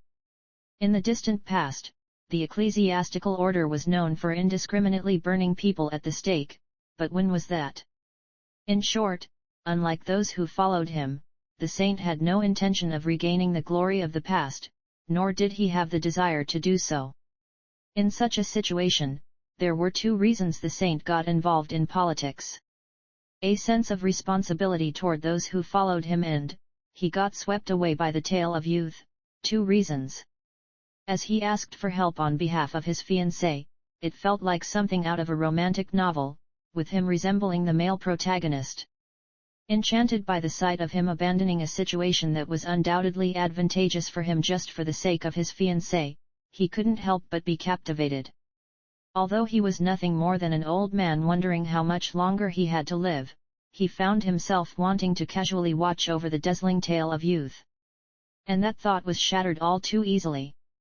The Edun Kynos family had fallen apart, and his fiancée, Ariel Céline, had abandoned him. It wasn't strange. It was expected. However, if he had any fault, it would be mistaking reality for fiction. Of course, reality is not a love story. Eternal and unconditional love does not exist, and there are no protagonists who overcome countless hardships to win love. The saint, already one of the 2 heads of the ecclesiastical order, was well aware of the harshness of reality. But the annoyance at being dragged from his infatuation with the myth of youth to the grim reality was something he could express. The saint gazed silently at Ariel. An expression of complete unawareness. A bewildered look. Instead of speaking, he lifted the teacup and took a sip, the tea now lukewarm. The annoyance showed on his face, but it wasn't enjoyable to see him frozen in confusion. He wasn't the type to derive pleasure from causing pain in the first place. Ariel opened her trembling lips. Eden, did you really speak to the saint and ask for help? Yet. He was quite a stubborn guy. Suddenly barged in, spewing all sorts of reasons while asking for your help. Ariel lowered her head, her eyes filled with confusion. The saint, increasingly irritated by her demeanor, continued. I asked him why he bothered to come here and rant, and he said it's because of the engagement. Ridiculous. Ariel remained silent. The air grew heavier. Nevertheless, the saint persisted. It's absurd. Apparently, just because you're engaged, he thought it was natural not to say anything about what he did to you. Ridiculous. The saint, with angry eyes, let out a bitter laugh. And to think he dragged me into his political mess and then left the political stage alone. This shouldn't be happening. Despite knowing, the saint didn't cease stabbing Ariel with the sword concealed in his words. The more he spoke, the more annoying it became. He felt guilt and remorse for doing things unsuitable for a saint, but the irritation surpassed everything. Yet, it was just a vent, nothing more, nothing less. Oh, I sent a letter to that guy not too long ago. To him. Ariel raised her head to look at the saint. The saint, gazing at Ariel like that, snorted and said, "Bold, isn't he? Claiming he doesn't know what to do now and telling me to handle it." The saint had sent a letter to Eden Kinus. It was a letter sent out of pity for someone who he thought would become the protagonist of a love story but had tragically fallen. He didn't know what the person thought of himself, but at least in the saint's opinion, it was a plea for Ariel not to become his enemy. A fool who couldn't say a single harsh word to his former fiancé even after ending up in such a situation. Eden Kinus still retained the kindness from before his downfall, but ironically, it seemed to make the saint more uncomfortable. Because of that, he was venting his frustration. The saint emptied the cold, leftover cup. Well, if this is what Eden Kinus wants, there's no need to turn Seal Line into an enemy. The maid tried to pour tea into the cup, but the saint waved her away with a gesture. Even though I didn't necessarily consider him an enemy, I didn't feel the urge to assist Ariel any further with this sentiment. Upon reflection, wasn't it an unreasonable act from the beginning to involve oneself in politics when the initial goal was to serve as a mere devotee of a deity? Lost in such thoughts, the saint spoke to Ariel. "Well, you've already established yourself sufficiently as a duke, and you've even allied with the Duke of Ercole. I don't think I need to help you any further." Ariel listened to those words, gazing at the saint. The saint's face was already firmly set. An old man who only memorizes the gospel of the gods need not dip his toes into politics anymore. "I believe you've grown enough as a duke now, and it's time for you to withdraw from politics." With these words, the saint stood up. Ariel remained seated, still in confusion. "Well then, I'll be on my way. Thanks for the tea." The saint, who bid his final farewell, left the mansion of Seal Line. Surely, he must have enjoyed a sweet tea, yet strangely, it left a bitter taste. Ariel sat still for a while. He had no idea what to do. The engagement he had thought of as a mere alliance for mutual benefit. He had considered it a politically motivated engagement. However, Eden Keynes and her thoughts were different. At his most vulnerable moment, she had helped him. He had gone to the saint, pleading for assistance for Ariel Seal Line, and not a single word was spoken about it. For what purpose? It was evident that it wasn't for political gain. Keynes and Seal Line were not intimate enough to employ such risky maneuvers to help each other in times of vulnerability. Just an engagement. A light promise easily shattered if it meant personal gain. What could that possibly mean? Why had he gone to such lengths for her, especially when she was at her most precarious state? And when he was at his most vulnerable, what about him? "I might have to break off the engagement." From noblemtl.com. It had been just a few months since they last met. The conversation from that time was still vividly recorded in her mind. At his most difficult moment, she had abandoned him. She consoled herself by saying it was natural, unavoidable. However, Ariel clenched her head. Her head throbbed painfully. The maid spoke to Ariel with a concerned look. Are you okay? If you're uncomfortable, maybe calling a doctor would be." Ariel raised her hand to reject the suggestion. "No, I'm fine. Really, I'm fine. Don't worry." Upon hearing this, the maid lowered her head and stepped back, and Ariel struggled to get up from her seat, staggering towards her room. She sat in a chair in her room and took a deep breath. Her mind was in turmoil. It felt like she was losing her sanity. The news brought by the saint, that's what it was. What should she do? What on earth should she do? As Ariel pondered, she closed her eyes tightly. I should meet him first. She had to meet him. Whether it was disengaged or not, she had to meet him and ask what he was thinking. Only then, this headache and miserable feeling might disappear. Disengaged was undoubtedly staying at the Sarastiran estate. She couldn't predict how he would react when they met again. He might express vengeance, scorn, or even refuse to meet at all. However, at least meeting him first seemed like the key to unraveling the complexities of the current situation. With determination, she clenched her fist. 21 Goal. After teaching my juniors and disciples today, I was taking a break in my room. Lately, due to a lot on my mind, I found myself spending more time quietly in my room than going outside. To be more accurate, it's safe to say that I didn't have the energy to do anything else. And during one of those moments, someone knocked on my door. Who is it? Opening the door, I found Professor Cordelia standing in front of my room. I naturally closed the door and spoke. Goodbye. I had a premonition that I might get entangled in something bothersome again. However, Professor Cordelia did not allow me to rest. Open the door. A slightly irritated voice. Ignoring that voice would undoubtedly lead to big trouble. After a deep sigh, I opened the door again. Professor Cordelia looked at me and spoke. Hey, can you just stay quiet like this? What? What is she talking about? As I stared blankly at Professor Cordelia, she annoyingly narrowed her red eyes and said. Don't you want to become a full professor? Come in for now. After ushering Professor Cordelia into the room, I brought out teacups and a teapot. She looked at me with her arms crossed. Let's hear what I have to say first. Why the sudden suggestion of becoming a full professor? The school year is about to end soon, and you wouldn't want to remain as an assistant professor forever, right? So, you should aim for a quick promotion to full professor. But even if I want to be promoted to a full professor, the conditions for promotion to a full professor in the Department of Magic were different from other departments.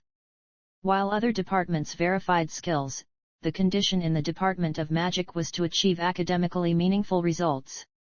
In other words, creating new systems or magic was the requirement. Knowing this, Professor Cordelia made an amused sound and said, Hey, don't worry. It's easier than you think. It might be easy for Professor Cordelia. By the way, the reason Professor Cordelia was a full professor from the beginning of her appointment was because she was recognized for her achievements as an anti-magician in the Magic Tower. Knowing this, I could only respond negatively to the idea of becoming a full professor. I've only been appointed for less than a year, and why are you recommending me for a full professorship? Usually, most people aimed for a full professorship after serving as an assistant professor for about 2 to 3 years. However, is there a reason to turn someone like me, who has not been in office for long, into a full professor? As I pondered this, Professor Cordelia took a sip of her tea and spoke. I want to give you a goal. A goal? I furrowed my brow at the abrupt remark. Professor Cordelia looked at me with eyes as red as blood and said. Do you have anything you can call a goal these days? I didn't. I applied for the assistant professor position because I didn't like the feeling of slowly dying without a goal, but now that I was an assistant professor, the goal had disappeared.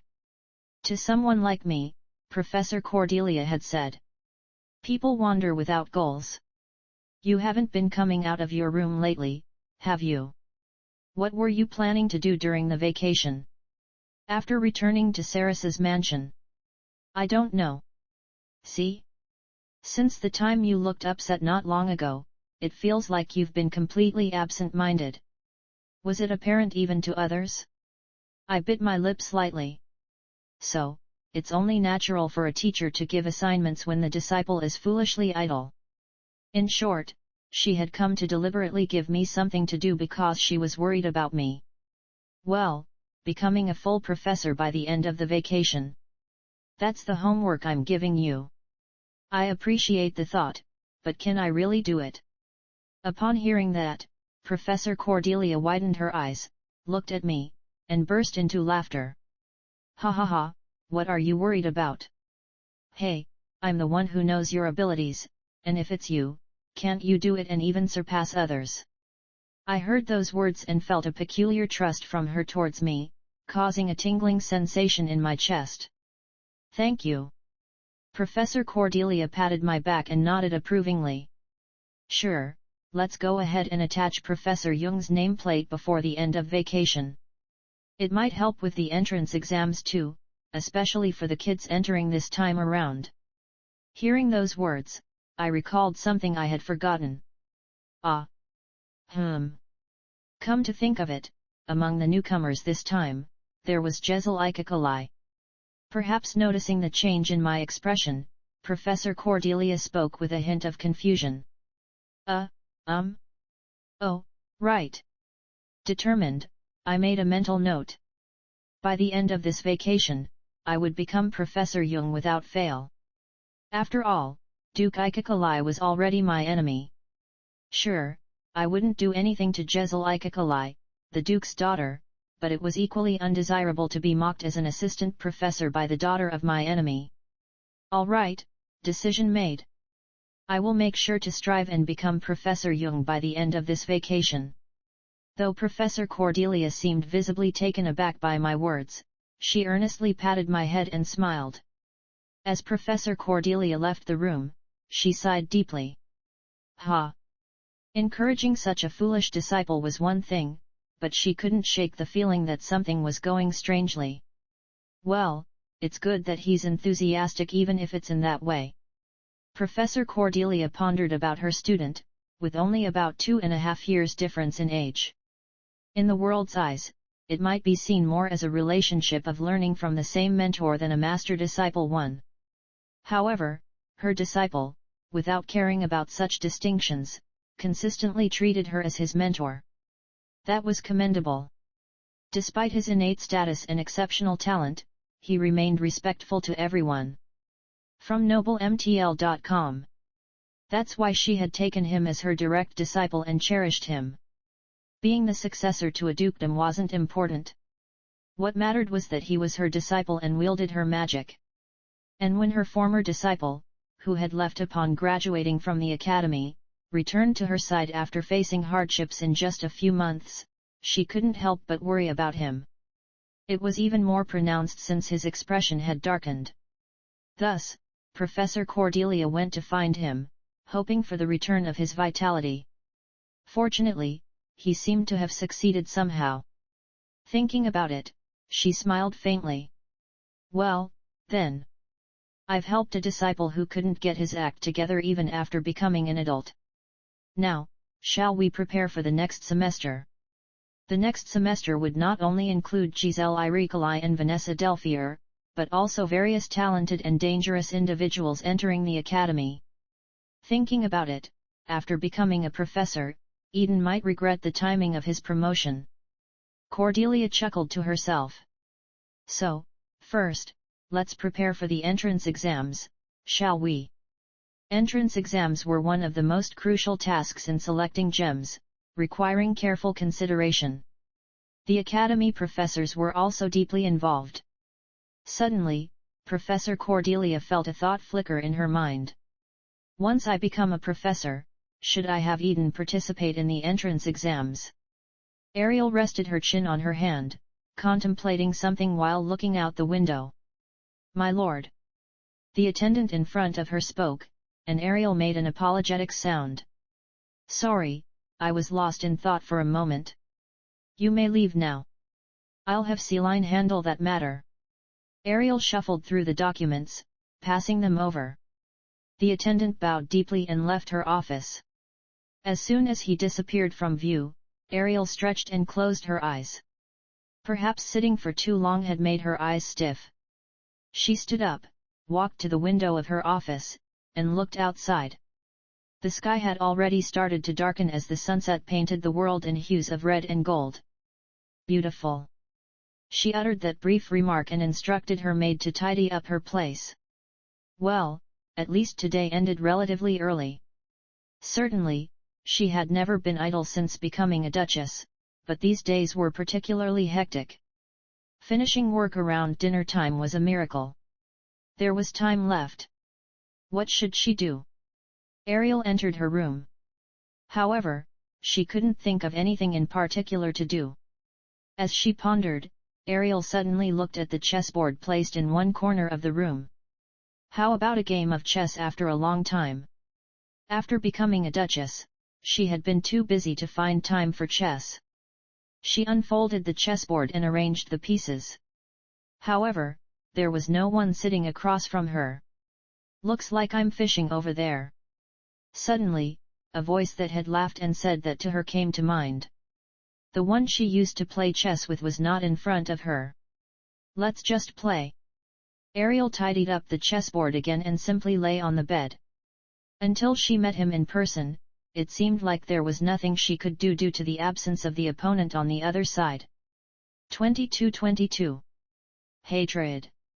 Ariel took a deep breath and closed her eyes, then opened them.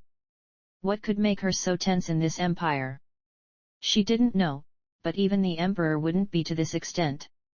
The door of the mansion opened, and Ariel followed the butler's guidance. In the reception room, a woman in a yellow dress was sipping tea. Oh, have you arrived? I was quite surprised when you came suddenly. Sarah Stiran spoke while looking at Ariel. Ariel sat down and got straight to the point. I want to meet Eden. Upon hearing those words, Saris widened her eyes for a moment and looked at Ariel. Well, that might be a bit difficult. Ariel narrowed her eyes at Saris's words. Saris just silently observed Ariel, looking somewhat annoyed. Why can't it be done? Ariel asked while looking at Saris.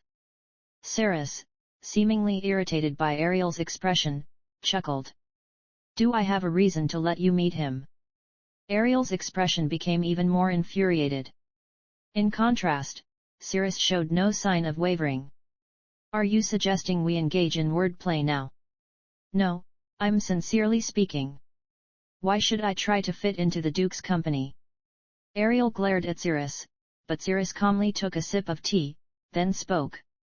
Don't misunderstand. You may be a duke and one of the pinnacles of this empire, but you have no authority to command me. Ariel scanned Saris's icy gaze with orange eyes. Saris poured tea into Ariel's cup. Besides, to be honest, I have no desire to facilitate a meeting. Why should I show Lord Eden someone like my former fiancé, who has already been discarded? Saris's gaze remained cold, but her lips were forming a smirk. Ariel couldn't shake the feeling that she was being played. I helped him when he was at his lowest, unlike those who only whispered about separation. Do you have the right to claim anything about Lord Eden to me? He didn't. Ariel was well aware of that. However, that didn't mean he could simply retreat. Fine, I may not have the right to say anything about Eden to you. But what matters is whether Eden wants to meet me or not, isn't it? Saris smiled awkwardly, touching her chin. Well, no matter how you look at it, it seems you've given Eden something to worry about. Meeting you doesn't seem to bode well for him. Ariel clenched his fist and glared at Saris. She looked back at him with a mocking smile. Why do you want to meet Lord Eden and say whatever you want to say? Saris asked, looking at Ariel. Ariel, with guarded eyes, retorted. Why are you asking that? Isn't it obvious? Unlike anyone else, my priority is my lord, Lord Eden. Ariel felt his lips dry. The fact that she still revered Eden even when he had fallen lower than her was almost maddening. Unlike those vultures, I am still loyal to Lord Eden, and asking questions is part of that loyalty. Saris tilted her head slightly. For example, what if the Duke mocks Lord Eden or says something hurtful, making my lord sad? A smirk didn't leave Saris's lips. Ariel looked at her, narrowing his eyes. I would never do such a thing. In the end, Ariel, unable to contain his patience, burst out first. However, Saris elegantly sipped her tea and spoke. Why? In response to Cyrus's question, Ariel stammered, "What?" Cyrus, observing Ariel's reaction, spoke in a gentle tone, "Why do you think that way?" Before Ariel could answer, Cyrus spoke methodically, one word at a time, "You already said in front of him that you would abandon him, right? How am I supposed to believe your words? I would never do that." Ariel felt her breath caught in her throat. As she struggled to find words, Cyrus continued to gaze at Ariel with eyes that traced lines, yet with a profoundly cold stare. "Well, fine." Cyrus said so and continued with an even brighter smile, "What did you want to say? If you let me know, I'll try to change my thoughts." It wasn't something one would say to a duke leading the empire, but Cyrus boldly expressed her thoughts. Leaning forward, Cyrus compelled Ariel to bring her face closer. "Are you trying to suggest we start over? Go back to the way things were? If that's the case, I'll gladly meet you with joy." Ariel pressed her lips tightly. Cyrus tilted her head and said, "Oh, is that not it?" What was she trying to say? Lost in confusion, Ariel sat silently. Helplessly, she was being torn apart by the sword of words from her counterpart. Even the deepest recesses of her innermost feelings were being laid bare. In stark contrast to Ariel, Cyrus chuckled and said, "I don't want to say this, and I don't want to say that. Are you just going to sit there like that? Ha ha." Ariel gritted her teeth. Cyrus looked down at her. At this moment, Cyrus stood above Ariel. Finally, Ariel couldn't hold back. With a chilling aura and bloodshot eyes, she spoke, "Enough, wherever it may lead." Cyrus watched Ariel as if enjoying a spectacle, the sound of clinking teacups filling the air.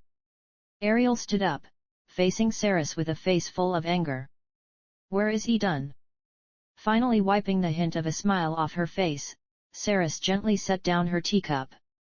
With the smile erased from her face, all that remained on Cyrus's countenance was a chilly gaze. "I never knew you were such a sentimental person." From noblemtl.com. Ignoring Cyrus's sarcastic remark, Ariel spoke again.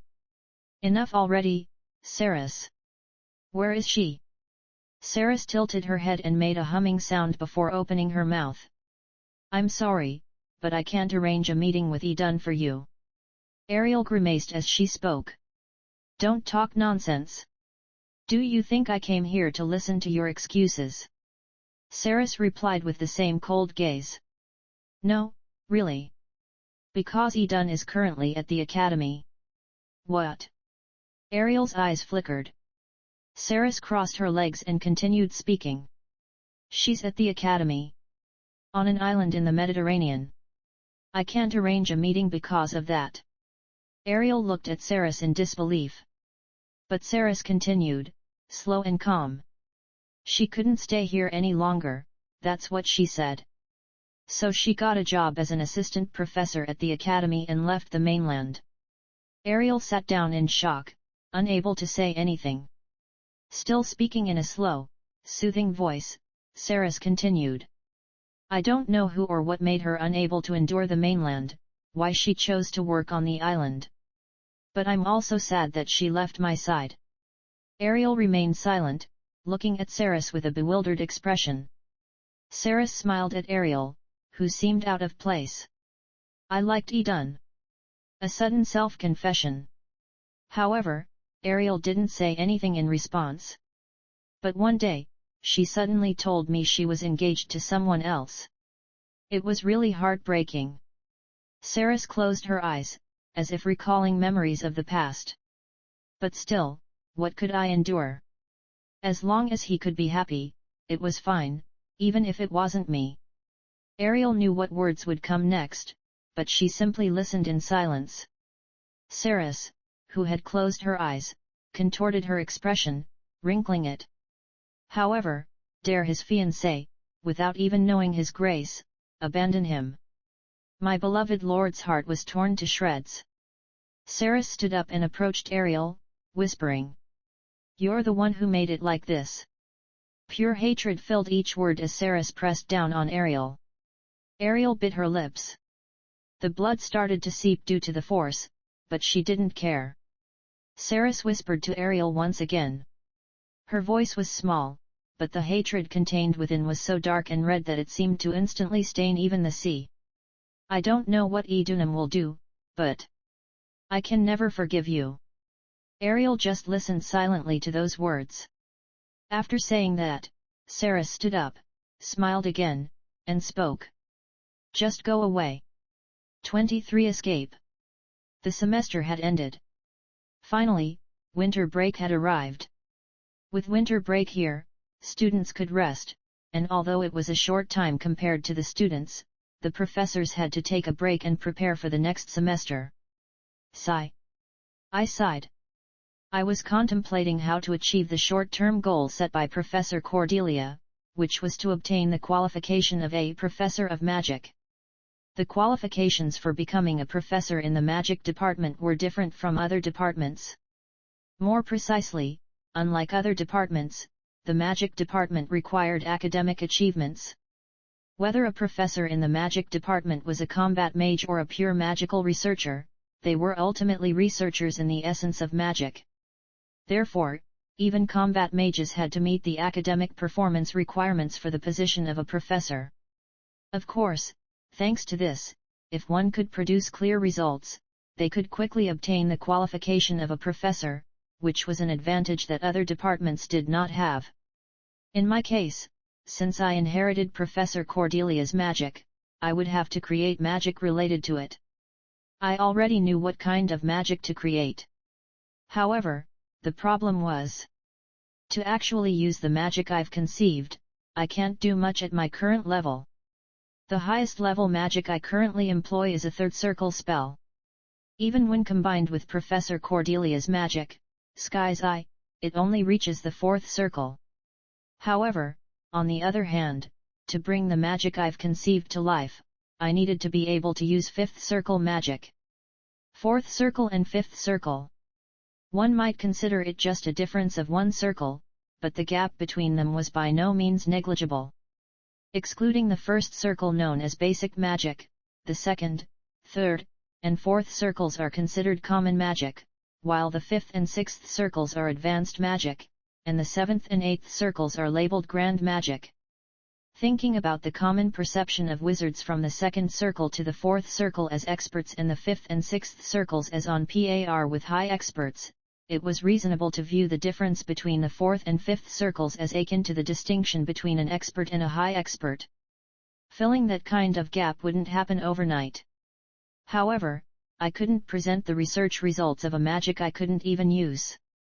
As a result, I found myself pondering how to proceed until the day I returned to Diran's mansion, feeling as if my head was about to explode. In the end, I returned to Diran's mansion. Upon my arrival, Saris ran towards me with a smiling face. "You've come," I replied with a smile. "Yet. Anything happen while I was away?" As soon as she heard my question, Saris's smile became somewhat ambiguous. I looked at Saris with eyes full of doubt. What happened just because I was absent? Saris fanned her face, trying to cool down, and spoke to me. "Well, rather than that, wouldn't it be better for you to freshen up and have a meal first? I've already prepared the bath water." I wanted to ask what happened first, but for now, I decided to follow Saris's lead obediently. I nodded, and Saris, sighing with relief, guided me. What on earth happened? After the bath, I looked at Saris, who was cheerfully pouring wine for me, and said with a smile, "What's going on?" No matter how you looked at it, Saris's current demeanor was not normal. Of course, Saris was always very kind to me, but even so, it wasn't to this extent. Saris twitched at my words, avoiding my gaze and speaking in an awkward voice. "Oh, no. There's nothing wrong at all." I stood up and looked at Saris. "Really?" Saris, desperately trying to avoid my gaze, replied, "Yes, yes." I grabbed Saris's face, brought it close to mine, locked eyes, and said, "Really?" Saris heard my words, tried to turn her head subtly, but couldn't escape my grasp. Could you please let go for a moment, it's dangerous for my heart. I continued to look into Saris's eyes. I'll keep doing this until you tell me. Though Saris's face turned red, I had no intention of letting her off the hook. Eventually, she closed her eyes tightly and said, "All right." After hearing those words, I released her face, and Saris covered her flushed cheeks with her hands, taking a deep breath. "Can we talk after we finish the meal? It's the first meal together since you've returned, and I don't want to ruin it." I nodded in response to Saris's words. I couldn't be harsh enough to say no in this situation. After finishing the meal and making preparations, Saris sat beside me. She looked at me with concern, fingers tapping together, and then she spoke. "You really need to listen, okay?" I nodded in response to her question. Saris took a deep breath and opened her mouth hesitantly. "So, while you were away, that person came looking for you." "That person?" After a brief hesitation, Saris spoke in a small voice.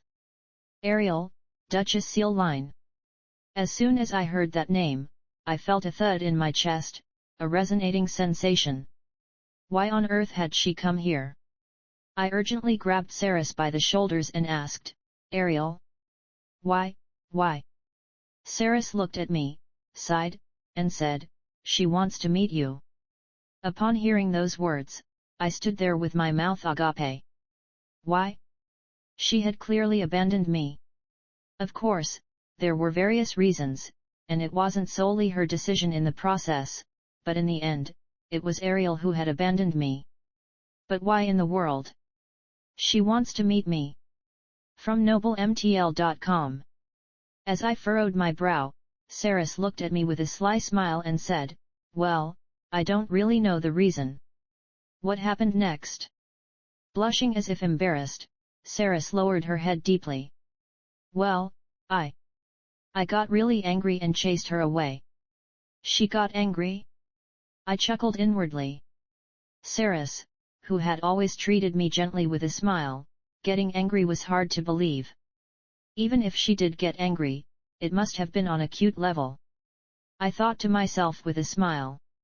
Then Saris looked at me and said, "Are you mad at me?" "Hey? Why?" Lowering her head, Saris spoke hesitantly, "I chased her away in a fit of anger." I showed an embarrassing side of myself. I laughed, "It's okay." In response, Saris looked at me with surprised yet happy eyes and said, Then. Is it okay if I do the same thing next time when Edun isn't here?" I pondered her words. To be honest, it was difficult for me to say that I was ready to meet Ariel. After a moment of contemplation, I nodded. "Yeah, go ahead." There wasn't much to gain by getting angry, and she'd probably do well on her own. As soon as she heard my response, Cerise exclaimed with joy, "Really? Thank you." "Well, actually, I don't really like that person." "Well, who could dislike him?" I smiled and gently stroked Cerise's hair. A few days passed, and I was studying magic at Diren's mansion. Then Cerise rushed up to me and said, There's a big problem." "A big problem?" I looked at Cerise. "Lord Sealane is coming to see Edun tomorrow. He's definitely not supposed to, but he's coming anyway." I felt a sinking feeling as I heard those words. "Oh, really? He didn't listen to the instructions at all?" "No." Strange. Ariel wasn't usually the type to disregard orders. I furrowed my brow and began to think about what to do. Am I ready to face Ariel? There was a debate in my mind, but ultimately, my rationality led me to the conclusion of no. I sighed. I still wasn't prepared to face Ariel. It might never happen. But by staying here, Ariel was definitely going to come. So, what should I do? Should I face Ariel unprepared like this? Next, what was next? After facing her, what topics could we discuss, meeting each other? Would I truly be able to endure the current me in such situations?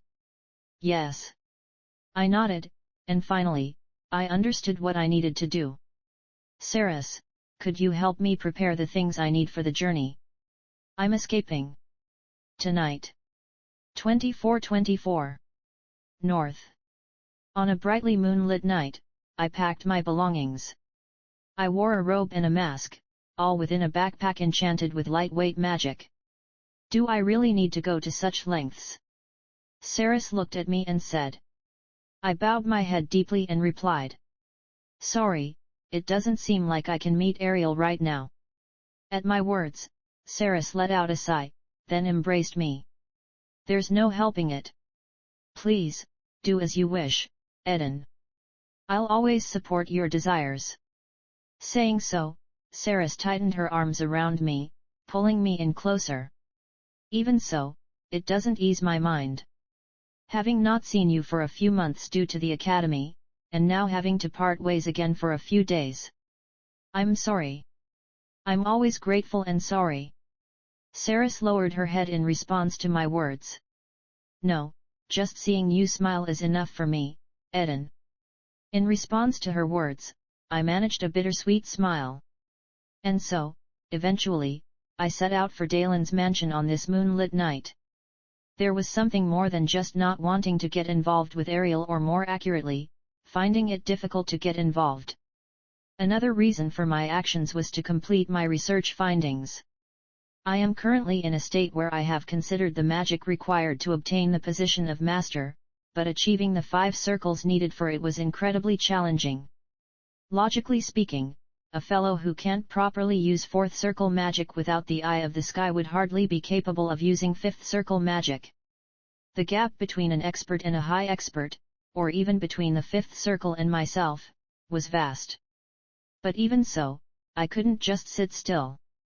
The difference was impossible to achieve within the confines of conventional methods during the break, but not everything in the world was bound to conventional methods, after all. If it's not the conventional method, there might be another way to bypass it. The method I had in mind was hunting monsters in the northern regions. Of course, capturing monsters itself is meaningless. What I'm after is the magic stones they produce. Magic stones. Stones infused with both mana and dark mana, allowing monsters to exist as monsters. Certainly, they harbor tremendous energy, but that doesn't necessarily mean there are many ways to harness that energy. Initially, the melding of mana and dark mana results in a chaotic crystalline structure. Trying to use that mess directly never led to anything good. Hence, most humans had no choice but to refine the magic stones for use. However, that wasn't a concern for me now. After all, what mattered was not the energy within the magic stone, but the nature of the stone itself. The nature of the magic stone specializes in containing as much energy as possible. Frankly, I couldn't care less about the internal energy. The reason I sought magic stones was that it was possible to inscribe spells on them in advance. Of course, I couldn't inscribe the entire set of a level 5 spell. What I aimed for was to carve a portion of that spell, combine it with my personally used spells later on. And solely for that purpose, I was heading to the northern regions to acquire magic stones. After several days, I arrived at an inn in the northern part of the empire, took a room, and sprawled on the bed. Even though I was dressed in a robe with a hood, which by the capital's standards was quite suspicious, the innkeeper paid no mind. Anyway, an appearance like mine was standard in the north. The northern part of the empire is harsh and rugged, even monsters are more abundant. In such circumstances, the imperial influence didn't extend much into the northern regions. Those who came to the north were solely those seeking something. Those seeking materials unattainable in the capital. Those planning ethically dubious deeds. And those committing sins, hiding their identities. Because of such people gathering, it became natural for the north to conceal identities. All the north needed were people who could kill monsters popping up immediately. In other words, my attire didn't arouse much suspicion. I put down my luggage in the room and came out to have a meal provided by the inn. And there, I encountered someone. It was the figure of a slender woman with long, silky white hair that seemed delicate enough to break, cascading down. The woman looked at me through the eyes revealed by the mask. "Hello," I greeted first. Since the mask was enchanted with voice distortion magic, there was no harm in initiating the greeting myself. In response, the pale woman spoke to me. "Yes, hello." That was the extent of our conversation. In the abrupt silence that followed our brief greeting, I felt a sense of awkwardness. With no other choice, I sat down to have my meal. Suddenly, the pale woman sat next to me. Startled, I looked at her, but she showed no sign of hesitation. She looked at me through the eyes beyond the mask. They were blue. "Wizard, I see." I spoke to the woman who had discerned my identity with a wary look in my eyes, using the staff I had placed next to me. "Yes."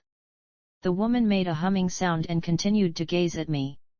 From noblemtl.com. I heard that wizards were rare in the northern part of the empire, perhaps that's why she was curious about me. I tried to ignore her gaze and chewed through the meals placed in front of me. And yet, the woman continued to stare at me. Uncomfortable. Quite a bit. She continued to scrutinize the man before her. It wasn't any form of romantic interest, rather, it bordered on surveillance. Seeing a wizard, a sight uncommon in the north, usually indicated that the person had some sort of issue. It was suspicious that he had chosen this inn. This village, and the inn itself, were well known in the northern region for being frequented by monsters. If someone with common sense were here, they would probably be heading to a major city even in the north. In other words, the wizard before my eyes had come to this village to deal with monsters. If he's here to confront monsters, what is his goal?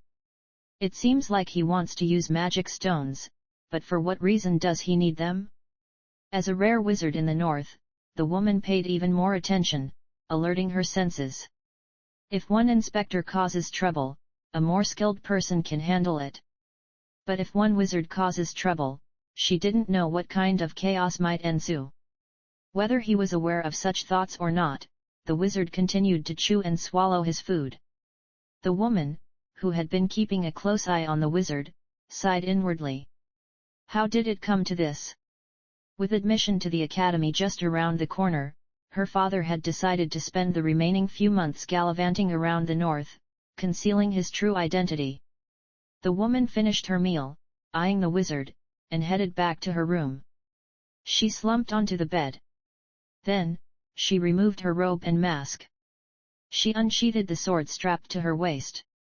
Finally feeling comfortable, she lay down on the bed as she was sitting. Her pure white hair flowed over the bed. Phew!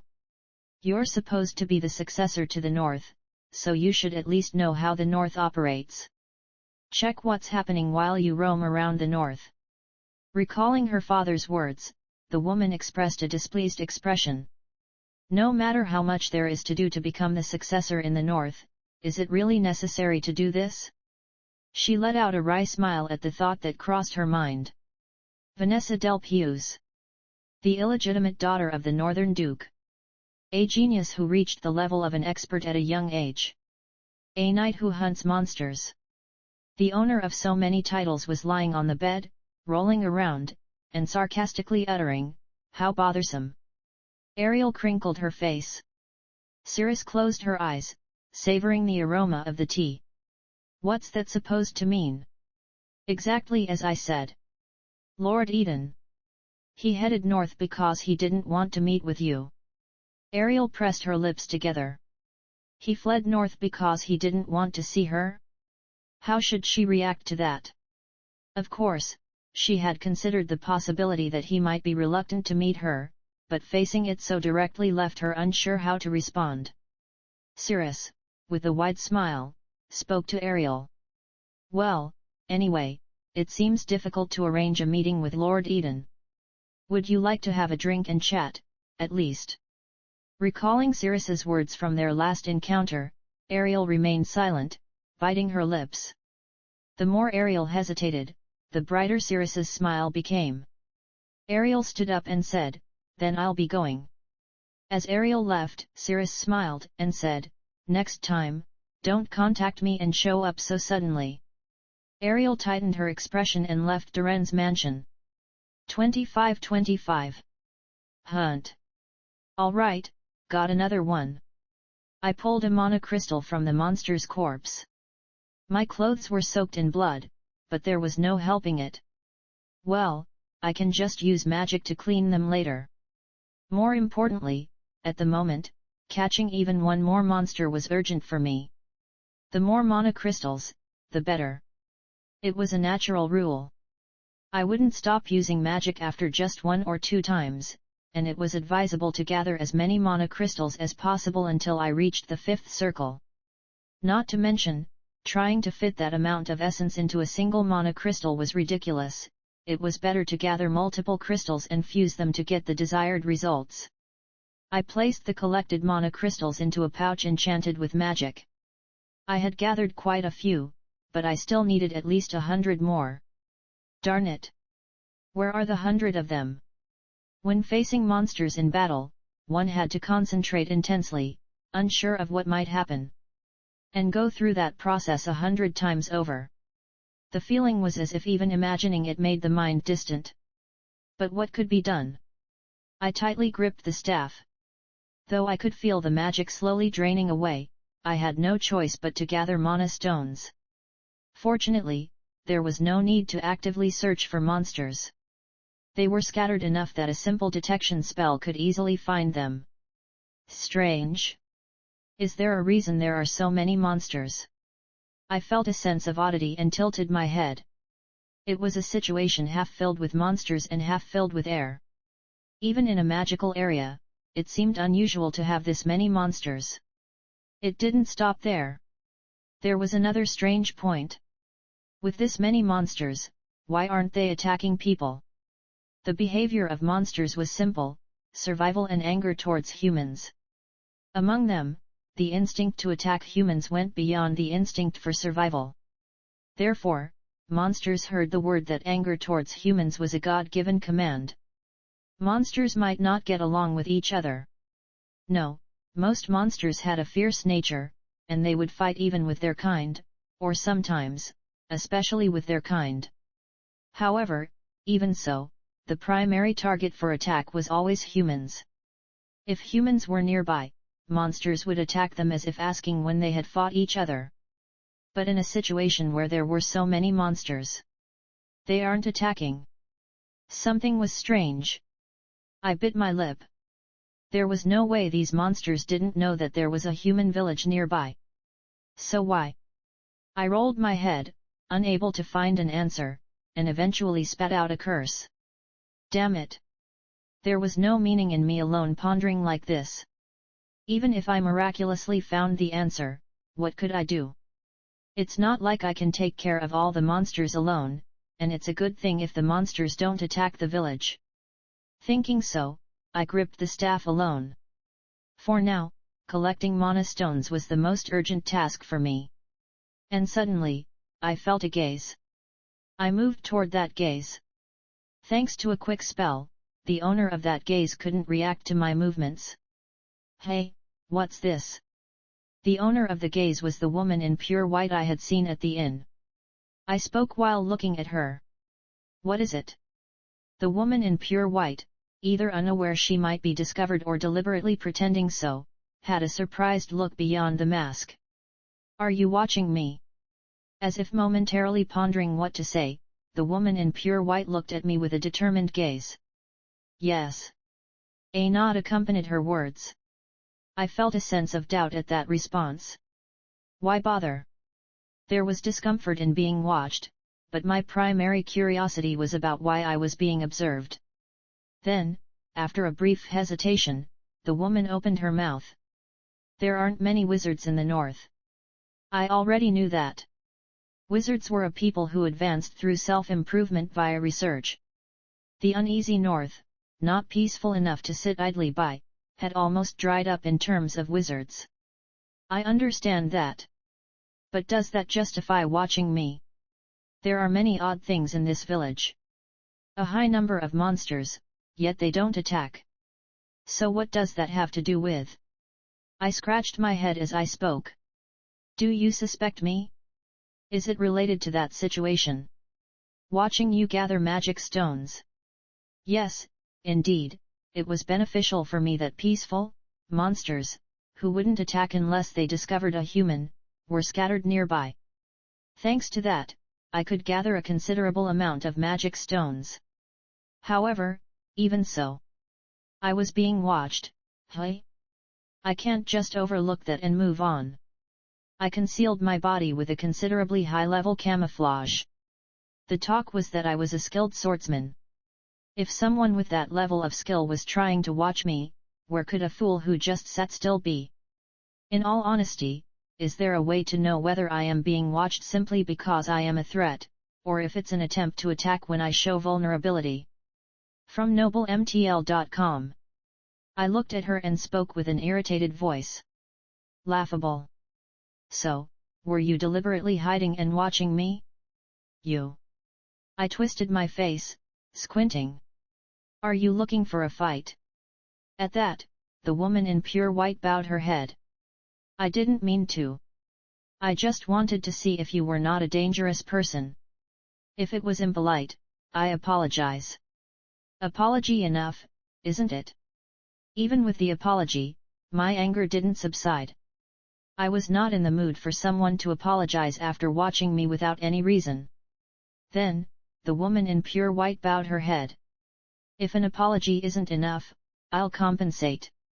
So, after compensating, will you stop watching me? When I asked, the woman hesitated for a moment. I looked at her and made a sarcastic sound. Seems like you'll keep watching. I'm sorry. I have a duty to ensure people aren't in danger. What duty is she babbling about? After thinking it over, I chuckled. Well, fine. What? She looked at me suspiciously. Looking at her, I clenched my fist and replied. I mean, it's okay to keep watching. However, compensation must be certain. What should I compensate with? As she hesitated and asked, I answered with a laughing voice. Join me in hunting monsters. What? As the woman in pure white asked blankly, I explained to her. I came to this northern region because I need mana stones. So, help me collect mana stones quickly and kill monsters. While doing that, you can check if I'm suspicious, right? She displayed a thoughtful expression. I addressed her. Earlier, you were saying something about having a duty to ensure people's safety. Well, isn't helping the monster extermination also a good thing? Upon hearing my words, the woman finally showed a persuaded expression. This is a compromise as much as possible. If you can't accept these conditions, be prepared for consequences, compensation, and whatever follows. The woman, after hearing my words, hesitated for a moment, then nodded. Well, all right then. Let's go save Masaoke. It's urgent. Considering the use of Masaoke for research, time was of the essence. The woman, having heard my words, shrugged her shoulders and walked hastily.